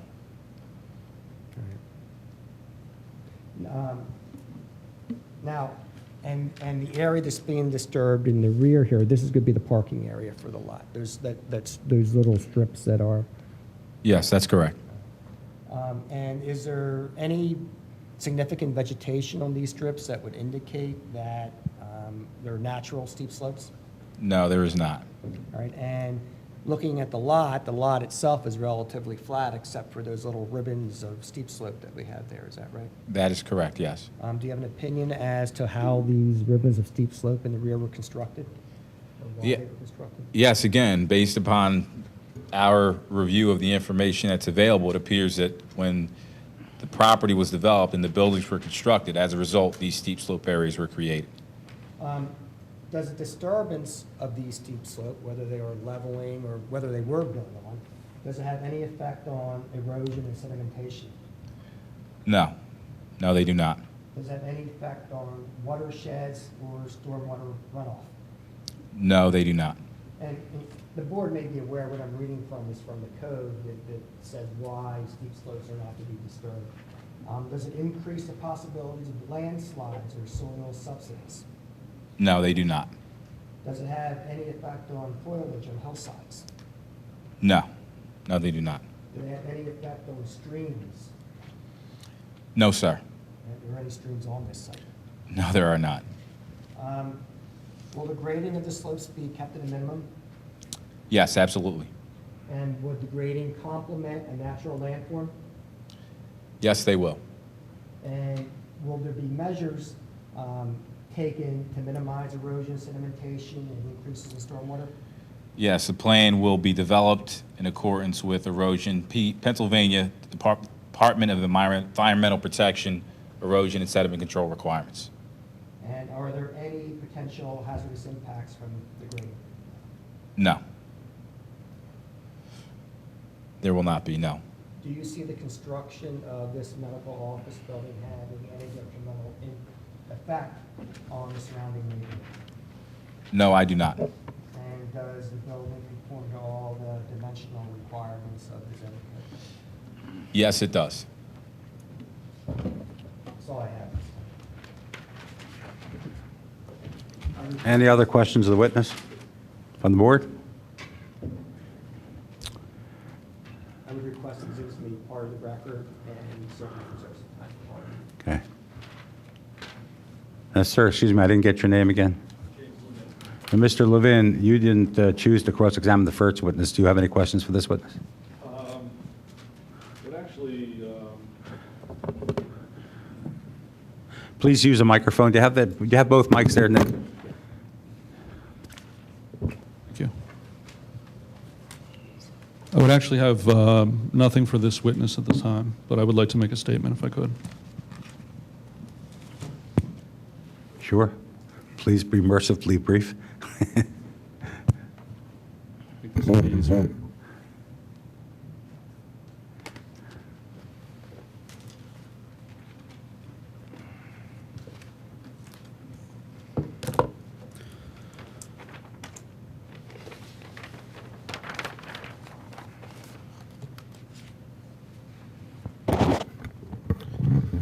You've addressed a bunch of the points, I think, that I'd like to bring up, but I've prepared the statement, and I figure while I'm here, I might as well put it into the record, and maybe we'll pick up on a few other things. As I indicated before, I represent Aberwick Apartments and the Crestwood Apartments. They're adjacent properties on either side of the subject property. So we have standing for this thing. The applicant's property is zoned R6 Residence District, a zoning classification that applicant's predecessor specifically agreed to when it was adopted in 2004. The R6 Resident District at Radnor Township Zoning Ordinance, Section 280-36.1, states as its purpose to provide for, quote, multiple dwellings when located close to a public mass transit opportunity, unquote. And at Section 280-36.2, use regulations under that provides for the primary use of, quote, multifamily development. Among other requirements for development or redevelopment in the R6 Residence District is the condition that the property shall have a minimum lot size of not less than 2 acres, and that's at 280-36.1.f. According to the submitted plan, applicant's lot size is only 1.17 acres, which is obviously not in compliance with the parameters of the R6 Residence District. Can you slow down a little Oh, I'm sorry. clearer so I can hear you? I'm also going to submit one of these to you, and maybe that'll help as well. May I do that now?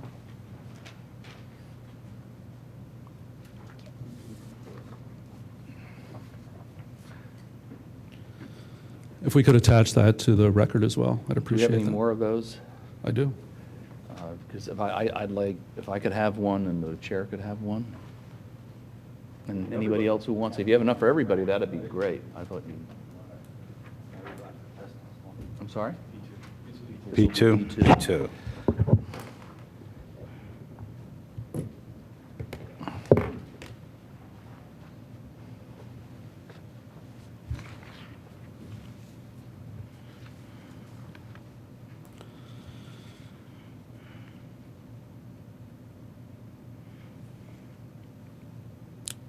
So it shall have a minimum lot size of not less than 2 acres.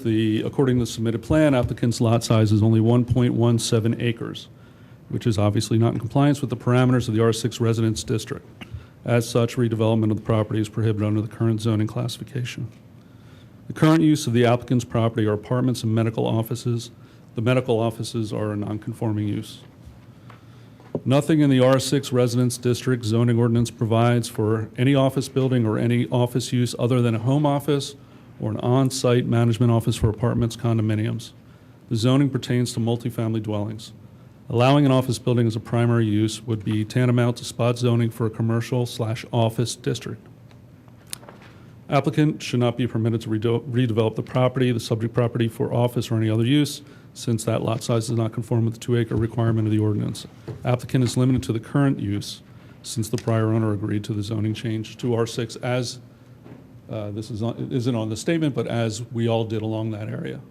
And that was to facilitate the development of the condominiums at Pembroke North. We also contend that the non-conforming office use would be considered abandoned upon demolition in anticipation of reconstruction. The non-conforming office use and any expansion thereof is an accommodation for a smaller business use. Once the business use grows as large as is proposed, there is no reason why it should not or could not be relocated to a commercially zoned district. Unless an owner, quote, unless an owner can show extraordinary circumstances, there would seem to be little reason why the zoning ordinance could not bar reconstruction of most nonconforming uses, and the cases so hold. Ryan, Pennsylvania Zoning Law and Practice, Section 7.5.1. Expansion of a nonconforming use must be reasonable and based upon an actual commercial need. Applicant's proposed use is a speculative proposition. Radnor Township Zoning Ordinance, Section 280-101A2 limits the extension or enlargement of a nonconforming use. Specifically addressed is the limited extension of the building on the lot. The preference seems to be for expansion within the existing building area. Even in the event that this zoning board feels compelled to grant a special exception for expansion of the nonconforming medical office, it should not be allowed as applicant requested. The expansion would be limited to no more than 50% of the existing medical office use. Radnor Township Zoning Ordinance, Section 280-101A, 2B. Although applicant includes the garage area as a medical use, this should be excluded. Protestants have actual knowledge that the garage was used for vehicle parking and lawn maintenance storage upon applicant's acquisition of the property, not for any medical office use. Therefore, the floor area of the medical office use, if accurate, is set forth as 2,483 square feet. A 50% expansion would be 1,241.5 square feet for a total maximum office use of 3,724.5 square feet. Applicant's instant plan calls for a 19,200 square foot office building, which is a 773% increase in medical use over the current non-conforming medical use. Prior special exception grants would also preclude additional special exceptions. At the very least, a non-conforming use expanded by a special exception may not be included in a request for further expansion. Finnegan versus Board of Supervisors of Earl Township, 826A2D 76, PA Commonwealth 2003. In the instant matter, Radnor Township allowed construction of the existing office apartment building after the original home dental office use needed to expand. Radnor Township Zoning Ordinance, Section 280-101A2D provides that no more than one extension to a nonconforming building shall be granted.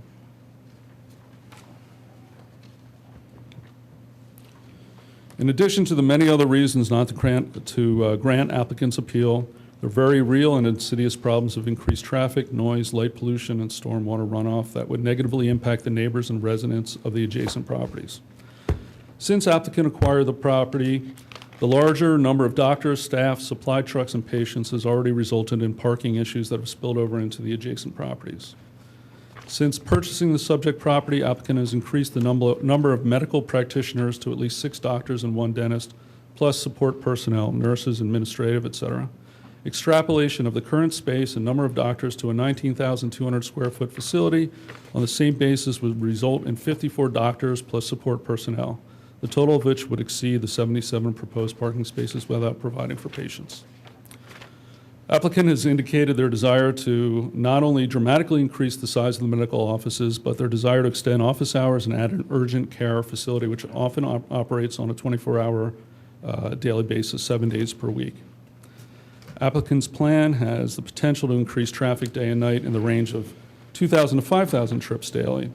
The sheer size of the proposed use, coupled with today's standards of more doctors per square foot and shorter appointments can easily produce these results. In addition, tight parking lot circulation and single access point to the already busy racetrack that we know is Lancaster Avenue will no doubt cause more accidents, create more noise, and generally disrupt the neighborhood. The township spent, many years ago, in excess of $2 million acquiring and developing the park across the street from the subject property in order to create a greenway travel area as a gateway to downtown Wayne. This is the opposite goal of building a looming 4-story office building. This year, Radnor Township imposed a stormwater fee in order to attempt to mitigate the voluminous problems of increased stormwater runoff. Additional density, such as applicant's proposal, adds to the problem since the water must go somewhere and the neighbors across the street already live in a high water table location. Applicant also requests a variance in the alternative. A variance overrides a prohibition in the zoning ordinance and is an invasion of a legislative power. As such, the applicant has the burden of establishing 5 elements for their case as elucidated in the treatise Pennsylvania Zoning Law and Practice by Ryan, which states in pertinent part, 1, the zoning ordinance causes hardship which is compelling. The hardship which the owner suffers is not the type which necessarily flows from the zoning regulations involved. 3, the variance which the owner seeks is within the province of the zoning board rather than a matter which would be submitted to the municipal legislative body for action. And 4, the variance sought is the minimum needed to afford relief. Number 5, the grant of a variance would not be injurious to the public interest. Applicant has clearly not met their burden. No compelling or unnecessary hardship exists. Property may still be used in a reasonable, meaningful manner. Wherefore, protestants, Aberwick Apartments and the Crestwood Apartments, respectfully request denial of applicant's instant appeal.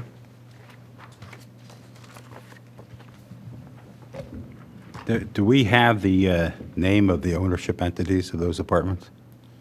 Do you Have you entered your appearance? I haven't seen the appearances. the appearance has Aberwick Apartments and the Crestwood Apartments, which are fictitious names of partnerships. Okay, it just states their fictitious names. It doesn't have their Correct. partners. John, is that enough? Do you need any, since there's no client on behalf of the protesters, do we need to have a power of attorney, or is that sufficient? Well, because it's the protestant and the applicant Yeah. has to have the power, but you can, they can, submit. Okay. I mean, I will be honest, there are assertions of fact in here that I have no ability to test. It's, for example, that everybody signed on to the ordinance, although I would point out that I'm unaware of any authority that you waive any rights of nonconforming use protection because you did not oppose or even agree to a zoning amendment. I mean, the zoning amendment, the prohibition is the nonconforming use protection is constitutional and can only be abrogated as provided in case law. So I don't, but again, it's... Mr. Levin, you cited Ryan. That's Mr. Ryan. I think it's a different. His father wrote the book, but he amends it now. Okay. He's the updater. He is Yes, he is the my Mr. father. Ryan. That's your father. So, I wasn't sure if it was a brother. No, it's my father. Very, very smart man. prepared to put on any evidence with regard to the factual allegations in your statement? As far as the facts, I can, I wasn't sworn in, but I can swear and affirm what I had testified to. Would that, Can we do that? would that be helpful? Well, it would be, again, I don't know if the applicant would object to that. Candidly, I think I'd rather have not just the attorney, but the other. I mean, we give it the weight that we feel, the board gives it the weight. I'm a that- partner in those properties. I was just going to ask that. So Yeah, you are, I'm a co-owner. are you a general Oh, you're- partner Yes, in both partnerships? yes. I think he's And competent. the other partner's right there, my brother. Okay. Oh, let's swear in the witness, and who will, You do solemnly swear or affirm the testimony you're about to give and have given will be the truth, the whole truth, nothing but the truth? I do. Thank you. And state your name once again, please. James Levin, Levin. Is it your testimony that among the problems you're having is overflow parking from the current use over to the apartment building? That is correct. Is that presented itself with any frequency, or? Yes, Elaborate a bit. it did, and the only way, I did send a certified letter to ask that Dr. Walker try to control that. And, the only, since our office isn't located there, the only way I get feedback is from tenants at this point. So Excuse me, before we go any further with this line of questioning, first, will you affirm all the confirm all the assertions of fact made in the statement you made and submitted to us in writing Yes, as I do. being true and correct to the best of your knowledge, information, and belief? Well, I would prefer that we go through each item if we're going to do that, because I wasn't really, for example, I Well, know no, he's he talking can about overflow testify, and then parking. you can cross-examine him item by item, however you choose to. Talked about mentioning. Let's do that. This way, he doesn't have to go through it, and then you don't have to go through it again, and you can attack whatever ones you I don't want know with which questions. facts are relevant here or what facts he's really contending. Now, I understand the. You're going to try to restrict him to relevance, Nick, after some of the flights. He read the statement in. Are we saying that he's swearing to every fact made in the statement? That's just what he did swear, Then I yeah. got to go through, I have to go through this entire statement. Well, there's some to of them see you what may are agree facts. to, and you may not choose to cross-examine him on. Right. It's up to you. That's your part of it. But you have affirmed, and you swear that they are That's true to correct. your best of your knowledge, information, and belief. Yes. Okay. Now, any other more specific questions? Back to those. Okay, Nick, it's up to you to cross-examine where you'd like. Mr. Levin, you mentioned there was overflow parking from the current site, correct? Yes, that we've had people park from Okay. Dr. Walker's site onto our site. And how do you know that they are from Dr. Walker's site? We had a supply truck deliver, I guess, I don't know if they're uniforms or linens to doctors. They were parked at Crestwood. We've had people in our buildings witness these things, and Well, but you didn't, Excuse so me. the only, so, You're turning away from me, I can't hear I'm you. sorry. Maybe Nick, if you could stand up and everybody. And Mr. Lewin, if you take the other handheld, that way you're all free to turn either way and do what you want. Yeah, just don't turn away from me, I need to see you. okay. Hello? I think she also wants to see your lips. Oh, I see. deposition. Sorry.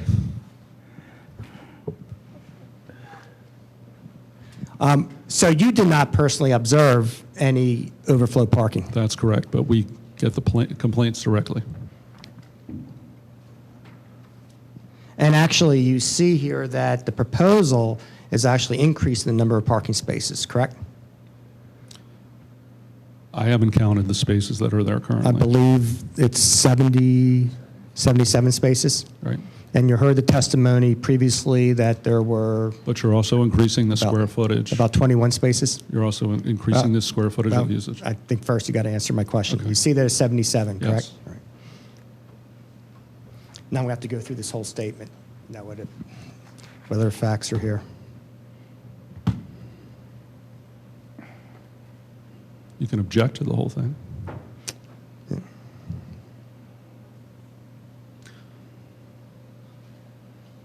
In terms of parking, Dr. Walker added gravel to try to increase the parking spaces to the edges of his property to help alleviate the problem.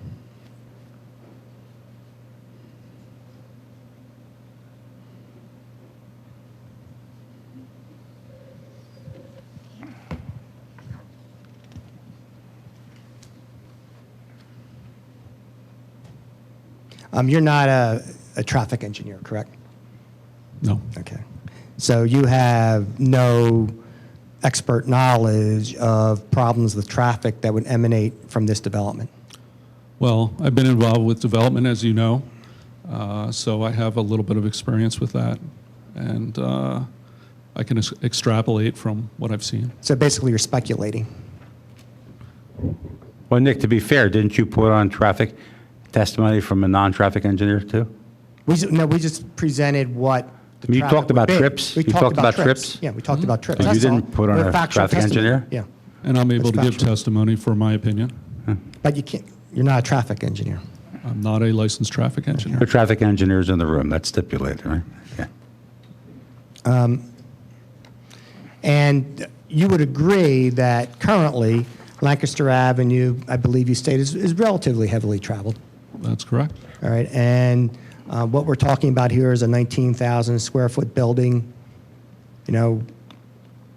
on Lancaster Avenue, correct? That's what we're talking about, And you would 19,200 square agree- feet. Would you agree in your experience that would be like a drop in the bucket as far as traffic is concerned? I think if it was a different type of practice, a different type of business, the way doctors have been going, and we've had doctors as tenants, we've had a dermatologist who see people every 10 minutes. They schedule them every 10 minutes, and so it produces quite a lot of traffic, And it's throughout the day. all day. Yeah, it's not necessarily everyone there at rush hour like a common office building. 19,200 square feet, depending on how big your exam rooms are. I don't know. Would you agree that a general business, commercial office building would generate peak hour traffic because everyone would arrive at peak hour in the morning and leave at peak hour in the afternoon? Yes. And what we're proposing here, the doctor's office, is different than that. Would you agree with that? You're still going to have peak hour in the morning and afternoon for the workers there, and then the patients are throughout the day.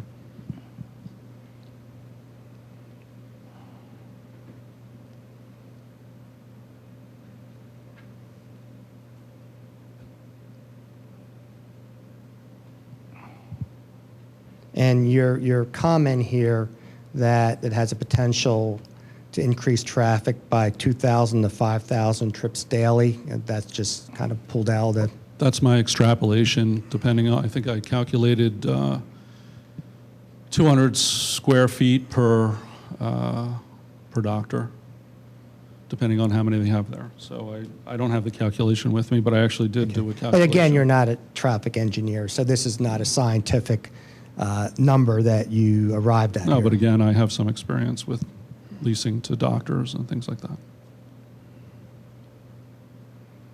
And you mentioned, I believe, the downtown Wayne. Are you familiar that the Wayne Business Master Plan called for buildings to be moved onto the street and for parking to be in the rear of those buildings? This isn't in the Wayne Business District. Well, you referred to the Wayne Business and the Wayne Gateway. Well, it's the That's gateway. what I'm asking you. This area is the gateway, and that's why the township spearheaded purchasing the Well, veterinarian's office, well, which was an acre. It was about $1 Again, million an acre. You're speculating as to that, correct? No, that's not- Were you a commissioner at that time? No, obviously you weren't. I was not a commissioner at that All right, time. and you were not an employee. Was I in real estate at that time and saw what transactions But you were transpired not- around my property? Gentlemen, this is not argument. Please. I'm asking questions. Test the facts, please. That- You're he made a arguing with the statement. witness's qualifications. He's not a traffic engineer. He's admitted that. I'm also There is not a none in the commissioner. room. I'm also not a commissioner.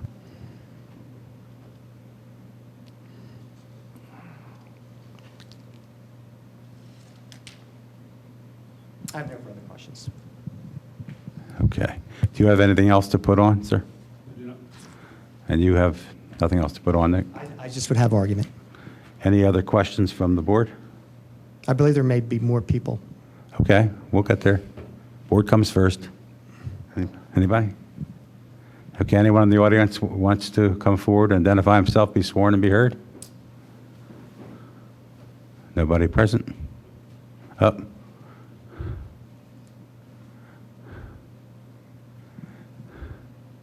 Welcome, Mr. Costello. And sir, I'll swear you in if you raise your right hand. You do solemnly swear or affirm the testimony you're about to give will be the truth, the whole truth, nothing but the truth. I do. And state your full name, please. My name is Martin Costello, Thank you. and I own property at 236 East Lancaster Avenue in Wayne, and I'm also the past commander and present commander of the American Legion of Delaware County. And I privately own the property at 236 East Lancaster Avenue and am a member and advisor and one of the holders of the properties at 401 and 403 East Lancaster Avenue in Wayne, Pennsylvania, which is the American Legion Post, which is right down the street from Dr. Walker's office.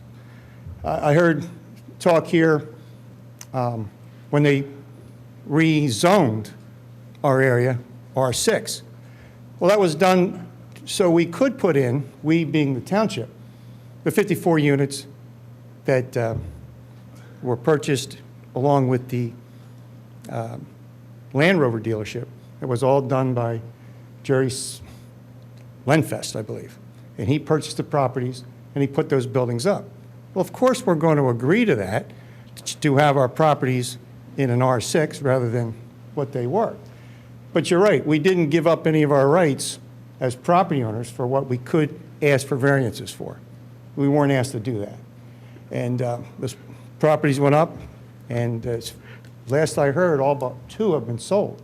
So it really has increased the value of our block considerably, since the average price of the condominiums behind our American Legion post, I believe the minimum is $500,000 and the larger ones are $1.5 million. Now, what Dr. Walker is asking to do is well within the scope of what we've done on that block from when the Acme left, and I might tell you right now with the restaurants and everything else, there's more than 5,000 cars coming in and out of that lot every day. So it really doesn't add to any accidents. But for the record, now, you're not a traffic engineer, I know that. I know that, Okay, but I am a businessman. And I'm not either. But I am a businessman, and I know how many cars come in and out of my lot every day. So what this man is trying to do, and I will admit that having a doctor's office in the neighborhood is a good thing. Yeah, he's 51, I'm 65. It'd be nice to go down the street to go to a doctor's office rather than have to go all the way to Bryn Mawr or all the way to Paoli.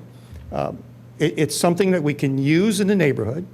It's something that is not going to add a tremendous amount of traffic, especially when you look at the western side of that block, which goes from Aberdeen to Chamonix. It'll be a small fraction. And every time somebody tries to do something in Wayne, and of course I stood in front of the commissioners many times about the Wayne master plan, but when people try to stop things, I don't think they look at the whole picture.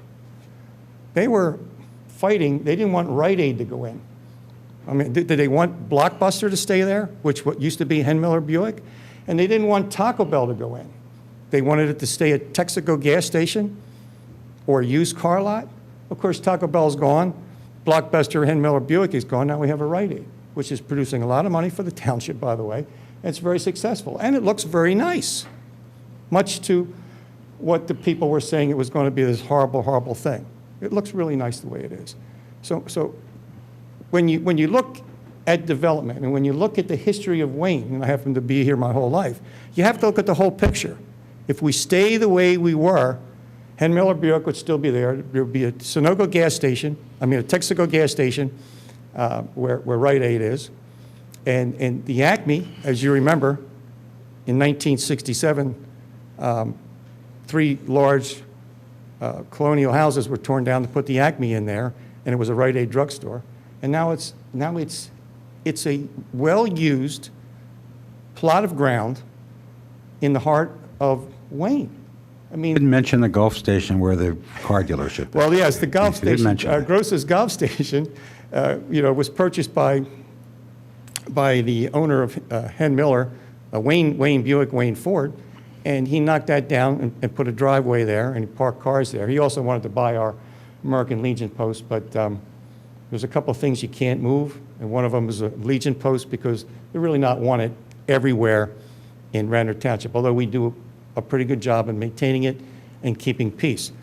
But when you look at the history of development in Wayne, if everything stayed the way it was, this wouldn't be the great town that it is today. So are you supporting the applicant? 100%, not only because of what I've seen, like with the old Cassidy house.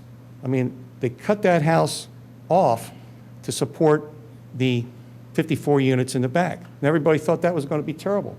You can't even tell that it was a double house anymore. They did an outstanding job on redoing the Cassidy house, which was actually falling apart. And the owner, Mr. Lenfest, bought that house, cut it, and fixed it up very nice. And when you look at the Wayne Iron Works, the way it looked, of course they stopped working there sometime in the 60s, and then it was just a shack, and then Wayne Buick, Wayne Ford was there, I believe Henry Paul Cadillac was there for a while. But who would ever thought they could have done something with a property like that? Well, they did, and it's magnificent, and it looks great. And I'm sure, looking at the plans, that what Dr. Walker is going to do, add something else to this community, in my opinion, that is needed, because everybody will be able to walk there, be able to take the train there. I mean, it's just going to be great. I support it 100%, and as a member of the American Legion, I know my post members want it there because we're all getting long in the tooth. It'd be nice to be able to go down to see the doctor, hey, what's wrong? You know, how come my skin's like this, and how come my kidneys feel bad?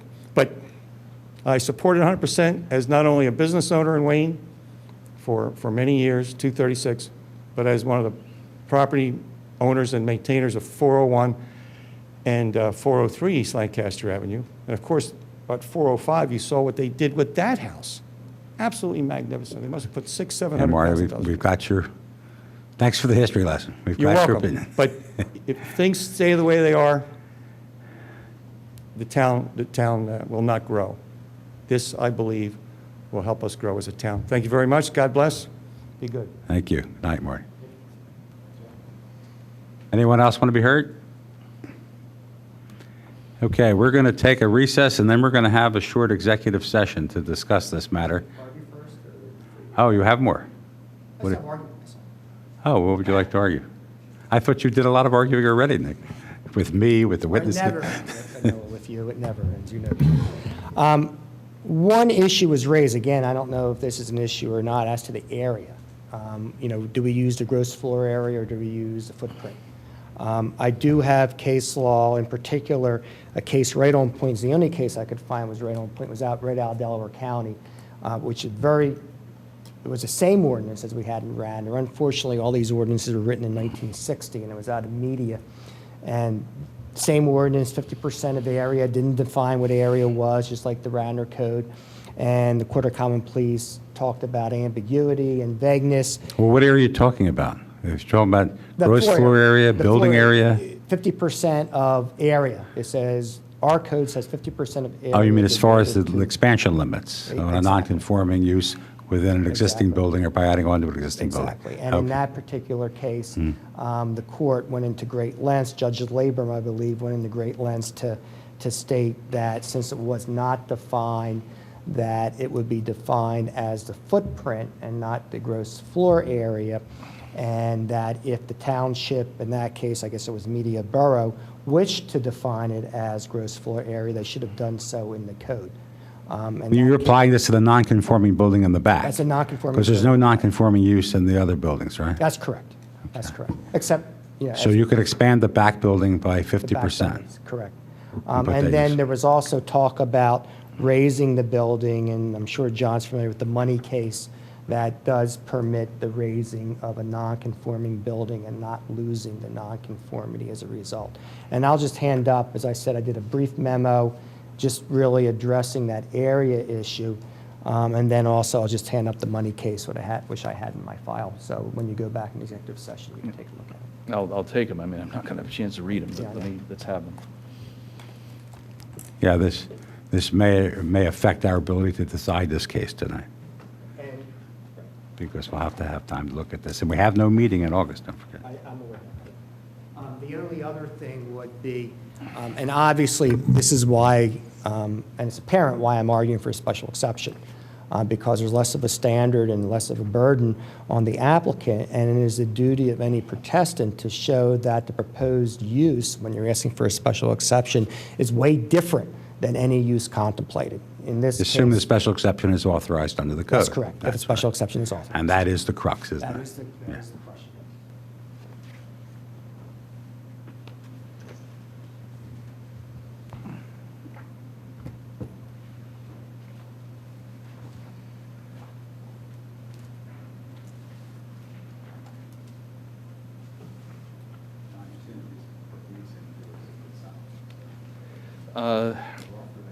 They're offered, there's a brief, so I don't think they're exhibits.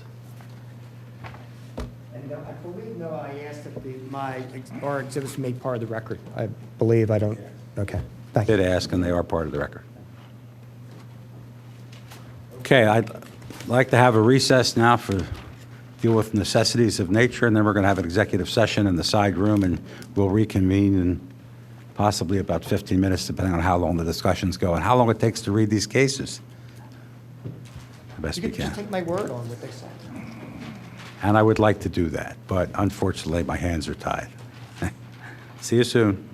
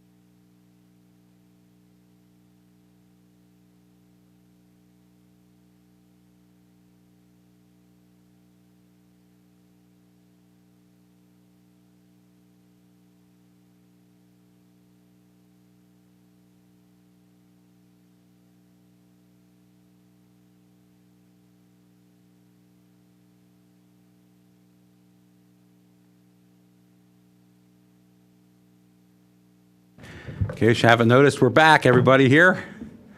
Okay. John, you want to speak to the... We met in executive session, and there are a lot of areas that have been brought up in the discussion and by the board, concerns about whether this really works. We have a brief that was handed up a few minutes ago. I have not had the time to review it adequately. I do point out that our application requirements require advanced submission of briefs, and briefs at a hearing are not consistent with that. My recommendation to the board is that the matter be continued till September, that we give the two party sides a month to submit additional briefs and materials, that we close the record. It would go on the briefs and materials that are in. And since I have one brief that's coming in 7 days before the September hearing, I would ask that these briefs be in a full 4 weeks before the September hearing, and then we can, the board can review them, and we would vote at the September hearing.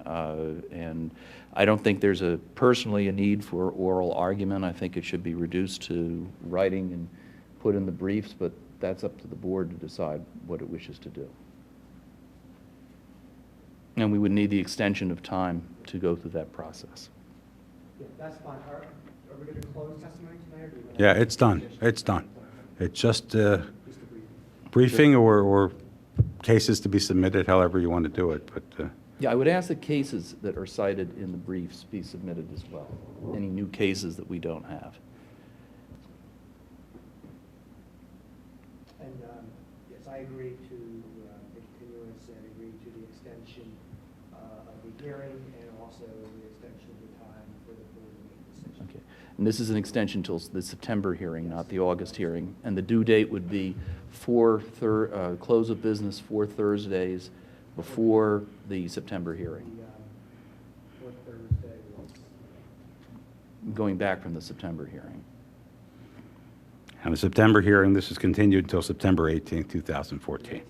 That's the date of the next hearing, 18th, and that would be 18th. which isn't really a hearing at all. It's basically us making a decision. We will vote. August 19th would be the date for all briefs, and it'd be simultaneous submission, both parties to put in what they want, no reply briefs, no back and forth, just get them in on the 19th, if that's acceptable to the board. Now, John, are you going to let us know in advance of that meeting what your distillation of these briefs is? Yes, I will.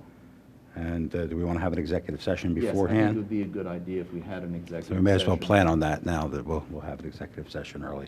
Okay. And I'll have to let George know, who's not here tonight. Okay.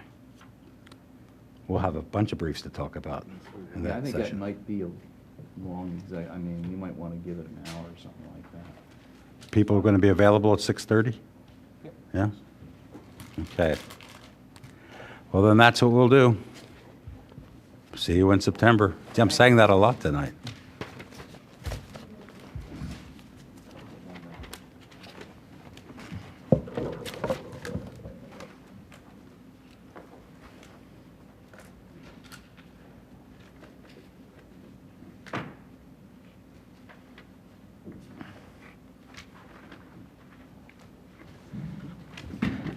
Next item on our agenda is Appeal Number 2919, 406 Woodland Avenue, which was continued from our last meeting at the request of the applicant.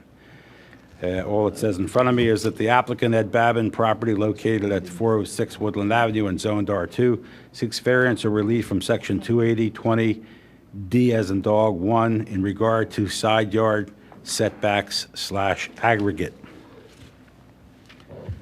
And to those in the audience and those watching at home, the reason I believe it's worded that way is that, as with most sections of our residential, applicable to our residential districts in this township, we have both minimum side yard requirements and an aggregate minimum requirement for both. So there's a little flexibility. And you are, sir? Please identify yourself.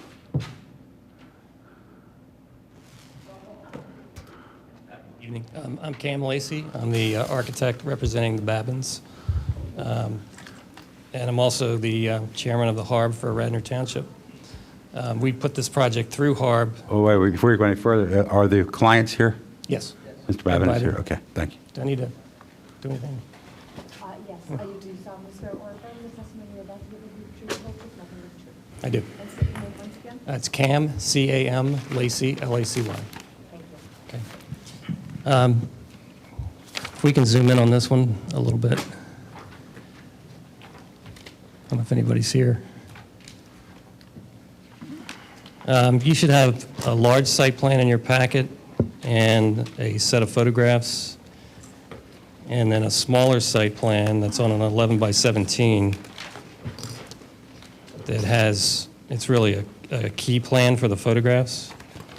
And then attached to that are some elevations that can describe some of the massing of what's going on. This house is a house that was one of the original houses built in Wayne about 1880, 1890. It's a gable house, and it was built, before zoning was drawn up to to reflect what it is today. This house happens to be sited towards the east on the property. This line right here is the building envelope line with the setbacks for current zoning. And as you can see, part of that, the east part of the building is within that line. The required setback, aggregate setbacks, are 20 feet and 25. We've proposed to build a one-story addition that wraps around the existing structure and then rebuild a portion of the second floor in place. What we've got today is a 15-foot setback on this side, and we'd like to maintain this 25, which would really, we're really only asking to go 4 feet beyond this bay window that exists today. Is that 15-foot setback shown on this plan? No, it's not shown on this one, no. That is a requirement of our application. Yeah. Okay.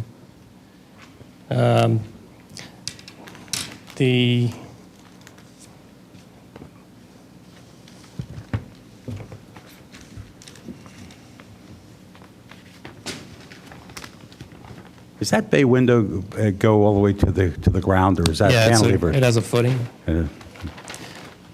So that's the westernmost protrusion now.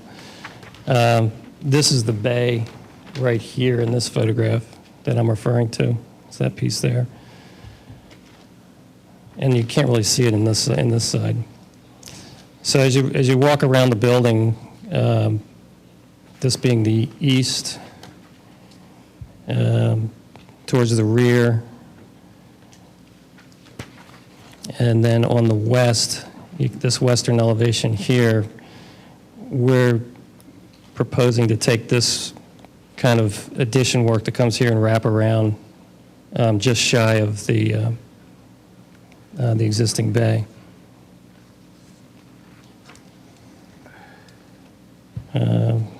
The remaining photographs are some of the adjacent properties or properties across the street. I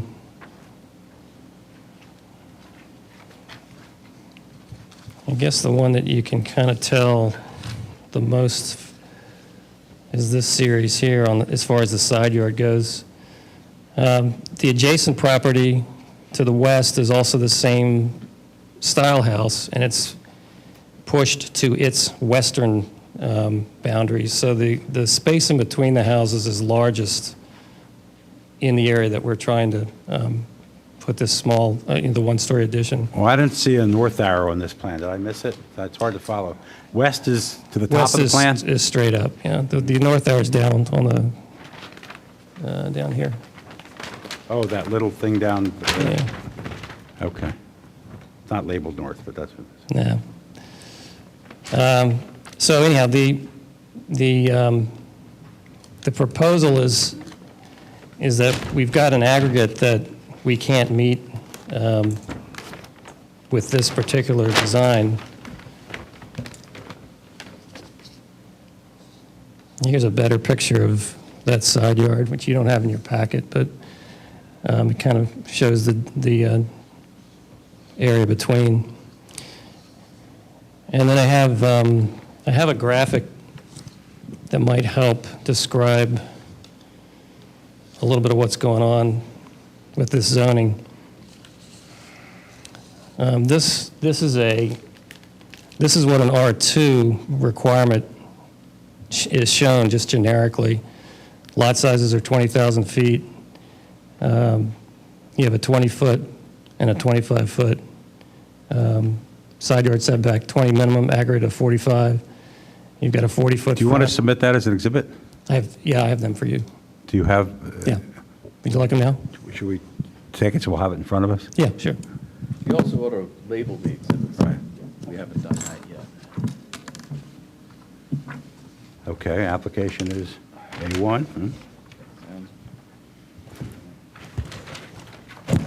let's see.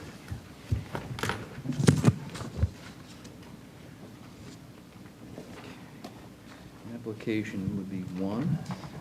I mean, these have labels on them, but you're probably going to want to label them another way, I'm sure. No, we'll follow your labels.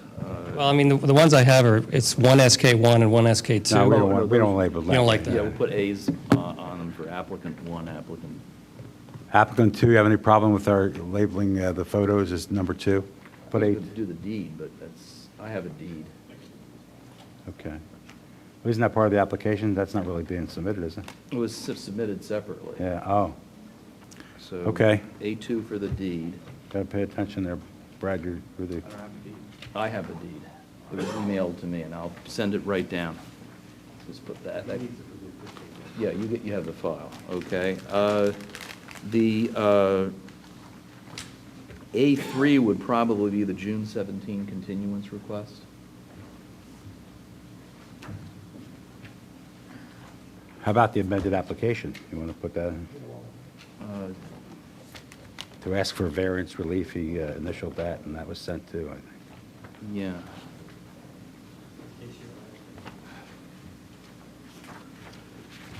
Let's see, where is the...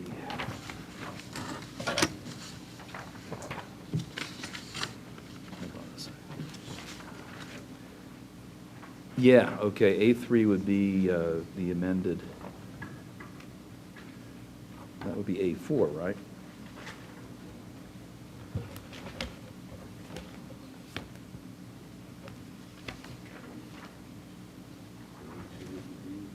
You have that.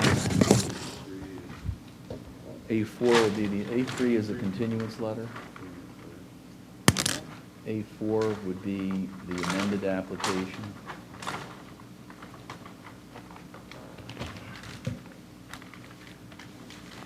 I guess A5 would be the map of what the S1B plan. Yeah, if that's all right.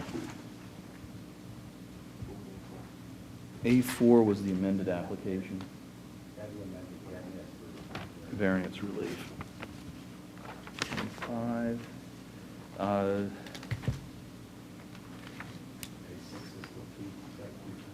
sorry? Got a whole mess of, there are the photos.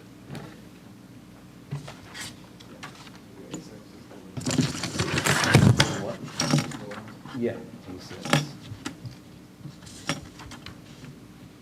I'm gonna make them A6A, A6B.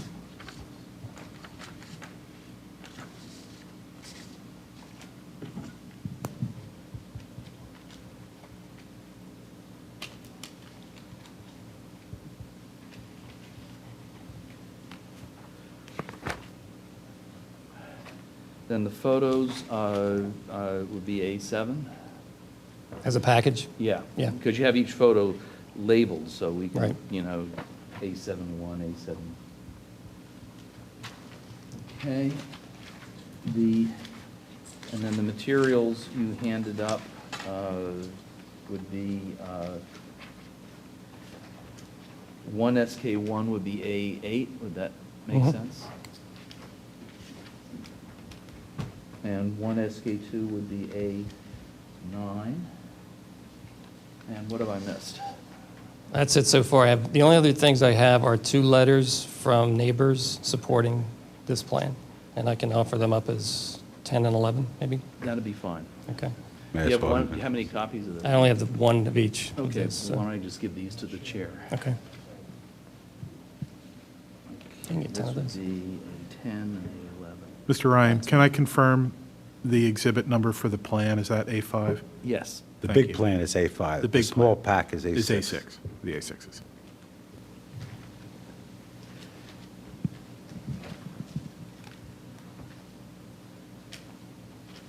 Now, if you want, did you reserve a copy of the neighbor letters for yourself? Because you're going to need to talk about them in your testimony. No, I'm just handing them up for evidence that, How about the letter from Mr. Hilger will be A10. And I can't make out the signature for 120 for the 410? 410. That's Middendorf, Sandy and Gail Middendorf. Yeah, they were here earlier. They're the direct neighbor in this photograph. This house Where's here. the Hilger property with regard to this? Pardon me? The- Oh, across the It's street. across the street. Yeah. So the Middendorfs are the most affected, so they have a letter of approval there, and they were across the street who can see this view. It also has that. So anyhow, what I wanted to kind of show here is that this is the R2 zoning in its generic form, which just shows the building envelope available, the minimum setback, aggregate setbacks, the square foot of the lot, and propose sort of an 18% building envelope in that space, which is all what the zoning asks for. If you were to put the minimum setback on each of the outside edges of these 2 properties, and you had your 25-foot in the middle, your maximum separation possibility by code would be 50 feet. This drawing here actually shows what's going on this property. We're non-conforming in this property in that the lot we have is larger in lot area. It's 20,250, but the lot widths are 90 feet. So there's a 10-foot less of a width that's, kind of in our, as a hardship to start with. So I've configured these lots to be what the 406 Woodland is. This is the 20,250 square foot lot. This is the 20-foot setback, the 25-foot setback, the 40 and 40 on the front and rear. And then this is a kind of a representation of the house and how it is offset from where it should be. 15 feet being the setback on the east side and 29 on the other side. The Does that distance... 29 include the bay window? Yeah, that is from the bay window. From the bay window? Yeah. So again, if you looked at these properties and you looked at the envelopes, you'd still have a 50-foot possible largest separation between possible buildings in those envelopes. We actually have existing, there's 69 feet to the neighbor. And if we were to add this side porch, that would be reduced to 65. So even though we have a nonconformity with aggregates, we're actually doing better than the code prescribes. So that's kind of our argument on why, one of the reasons we argue that this is an appropriate addition. We're also not increasing the side yard setback that's there, mandated at 25 feet on that side anyhow. So these two just sort of help to illustrate what's going on here by the code as it's out of the book and by what's there. Also, this is the percentage of building with the additions that we're showing, and this is what the possibility is in the code. So it's quite a bit smaller than what's allowable. So I think we're asking that, we inherited a site that's 10 feet narrower than what the code allows, and the building's offset into one side yard setback. And we feel that the addition not going any further than the requirement of 25 feet on the one side is not a hindrance to or doesn't take the zoning,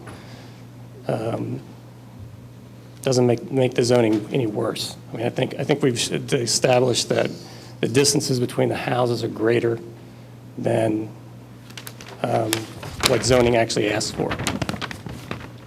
Mr. Lacy, was any consideration given to pushing the addition back towards the rear of the lot as opposed to adding additional space on the side? Good question, John. We did add some to the back. This house it's a cross gable design, so the ridge line goes this way. So we sort of didn't want to go any further back than what was there. We're trying to minimize our footprint. So, and the owner doesn't want to go. You've got this long available building area, but we really don't want to do that. But this is a western exposure, and it's a nice addition to their interior space. Oh, that's right. There's a diagonal sewer line. Sewer line runs right behind the house. Right. So we're trying to miss a couple things back there, but it's that. But we're really Have you sworn in and put that on the record? Yeah. And sir, raise your right hand. Do you do solemnly swear to tell the truth, the whole truth, nothing but the truth? I do. And your name for the record? Ed Babin. There's a sewer easement that runs about 10 feet behind our proposed addition, and it picks up the Middendorfs, our house, and my next-door neighbor, and that goes out to Beechwood. So it wouldn't be possible anyway to go any further than we are going.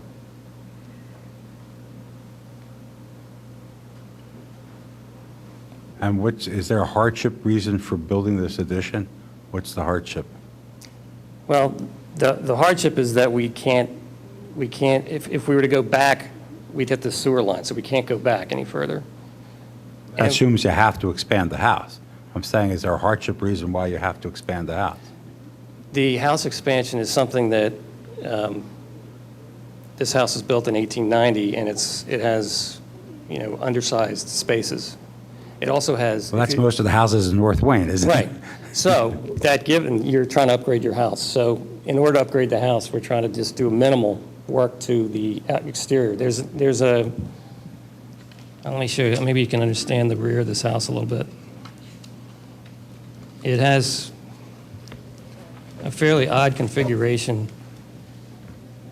This is the rear here now. There's a first floor porch with a second floor sun porch above. And then this, I think, was an old outhouse that's been turned into a tool shed, which then has a porch with this segmented bay above it. So they've sort of brought the house out on top of nothing. So we're trying to sort of fill that in underneath, and we needed to push it a little bit further and, not get into the sewer line. And Well, no, I understand why and we'd have no problem if you did that, but why a little further? What's the reason for having to go further? It's just that these spaces are too small. They're sheds. The one shed that's got the door on it is not suitable for a kitchen or anything. So we, the interior uses needed that extra bump to come back. So the house as presently configured is not reasonably usable as a house? It wasn't, no. I mean, people were living in it, but it was not. No, I mean, as it is right now, you're living in it, aren't you? No, we're not. Oh, you're not? No, Oh, we are. I didn't see that in the application. We are, excuse me? Please come up to the mic. Yeah. We're in the process of a Phase 1 renovation. The existing home has been completely remodeled on the interior. Right. Then we will be living in it with a temporary kitchen, and then Phase 2 is this addition. So we're moving in sometime beginning of September, and then Phase 2 would be the addition. Was this originally a summer house? This is originally, an old Wayne house. It was, Yeah. there's nothing, unusual about it other than the construction on the back of it. It's basically, a two rooms per side, center stair.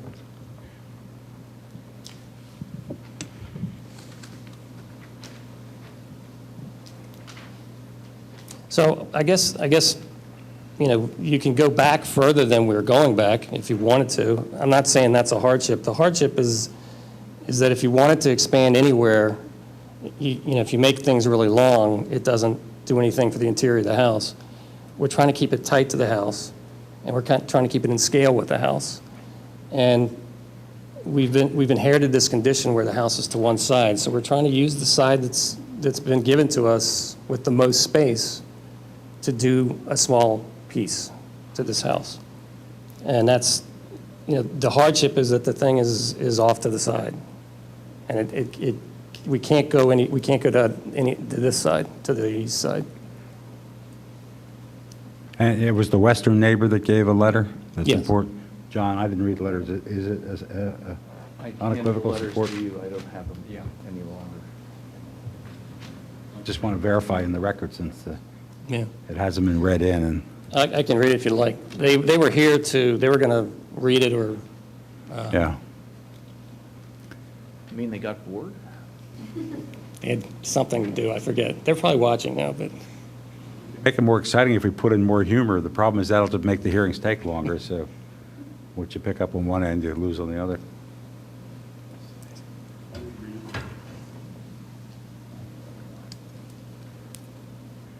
Okay, this is to the zoning hearing board. Ray, this property, dear zoning board members, I have reviewed the proposed plan for a one-story side porch addition at 406 Woodland Avenue in Wayne, Plan 1S, 1B, site plan dated 4/29/14, and fully understand the relief sought from the zoning requirements. I support the approval of this plan and appeal. And it's signed by, you said Mr. Mittendorf, I can't read the signature, but at 410 Woodland Avenue. The other is signed by Joe Hilger, and also addressed to us.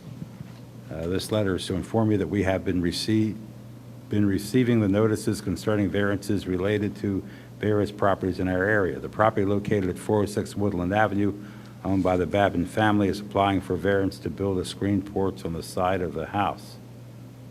Sue and I have had the opportunity to personally view the restoration of the home and have reviewed the proposed changes and drawings.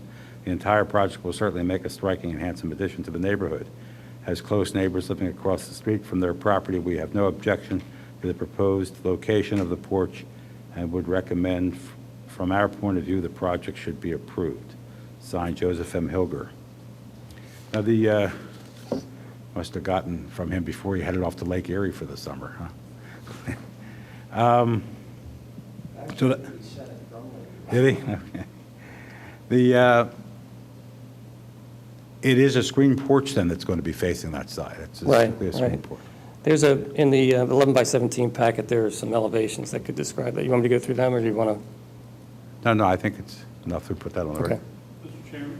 Mr. Chairman, would you entertain a motion on this matter?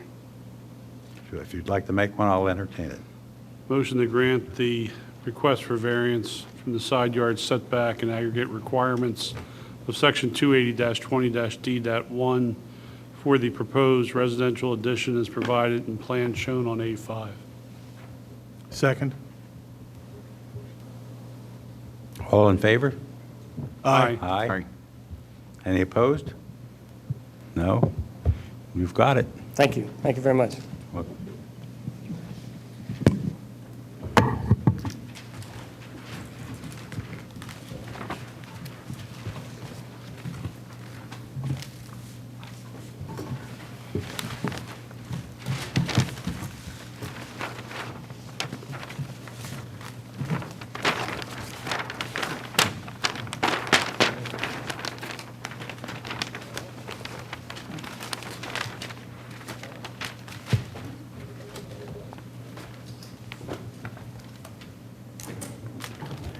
The next matter is Appeal 2920, 100 Walnut Avenue. The applicant, James and Elizabeth Sherry, property located at 100 Walnut Avenue and zoned R3. seeks relief from Section 280-76 of the zoning code in regard to no construction in floodway in order to construct an addition in the floodplain. And who are you, sir? My name is Stephen Foley of Foley Beam Architecture. I'm here representing Jim and Libby Sherry. All right, do you have a card? with your name? I don't have a card with me Okay, now. let me swear you in, and then state your name and spell it for me. You promise to tell the truth, the whole truth, nothing but the truth. I do. Okay, your full name, please? Stephen Foley. And how do you spell Stephen? Stephen. Okay. Last- Foley, Foley. And you're with again? I'm sorry? You're with what company? Foley Beam Architecture, BEAM. Mr. Foley, before you start, did I understand there was some question about the deed on this property? I have deeds and I have an updated site plan that shows the current or the proposed footprint on it. And I have packets for everyone that I can. Are you, who is with you?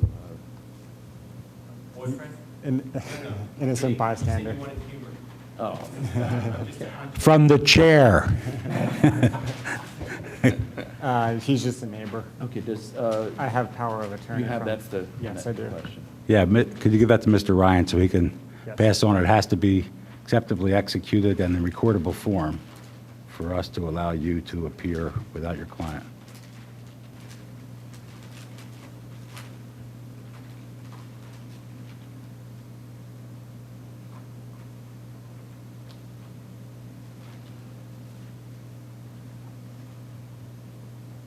While Mr. Ryan's looking at that, have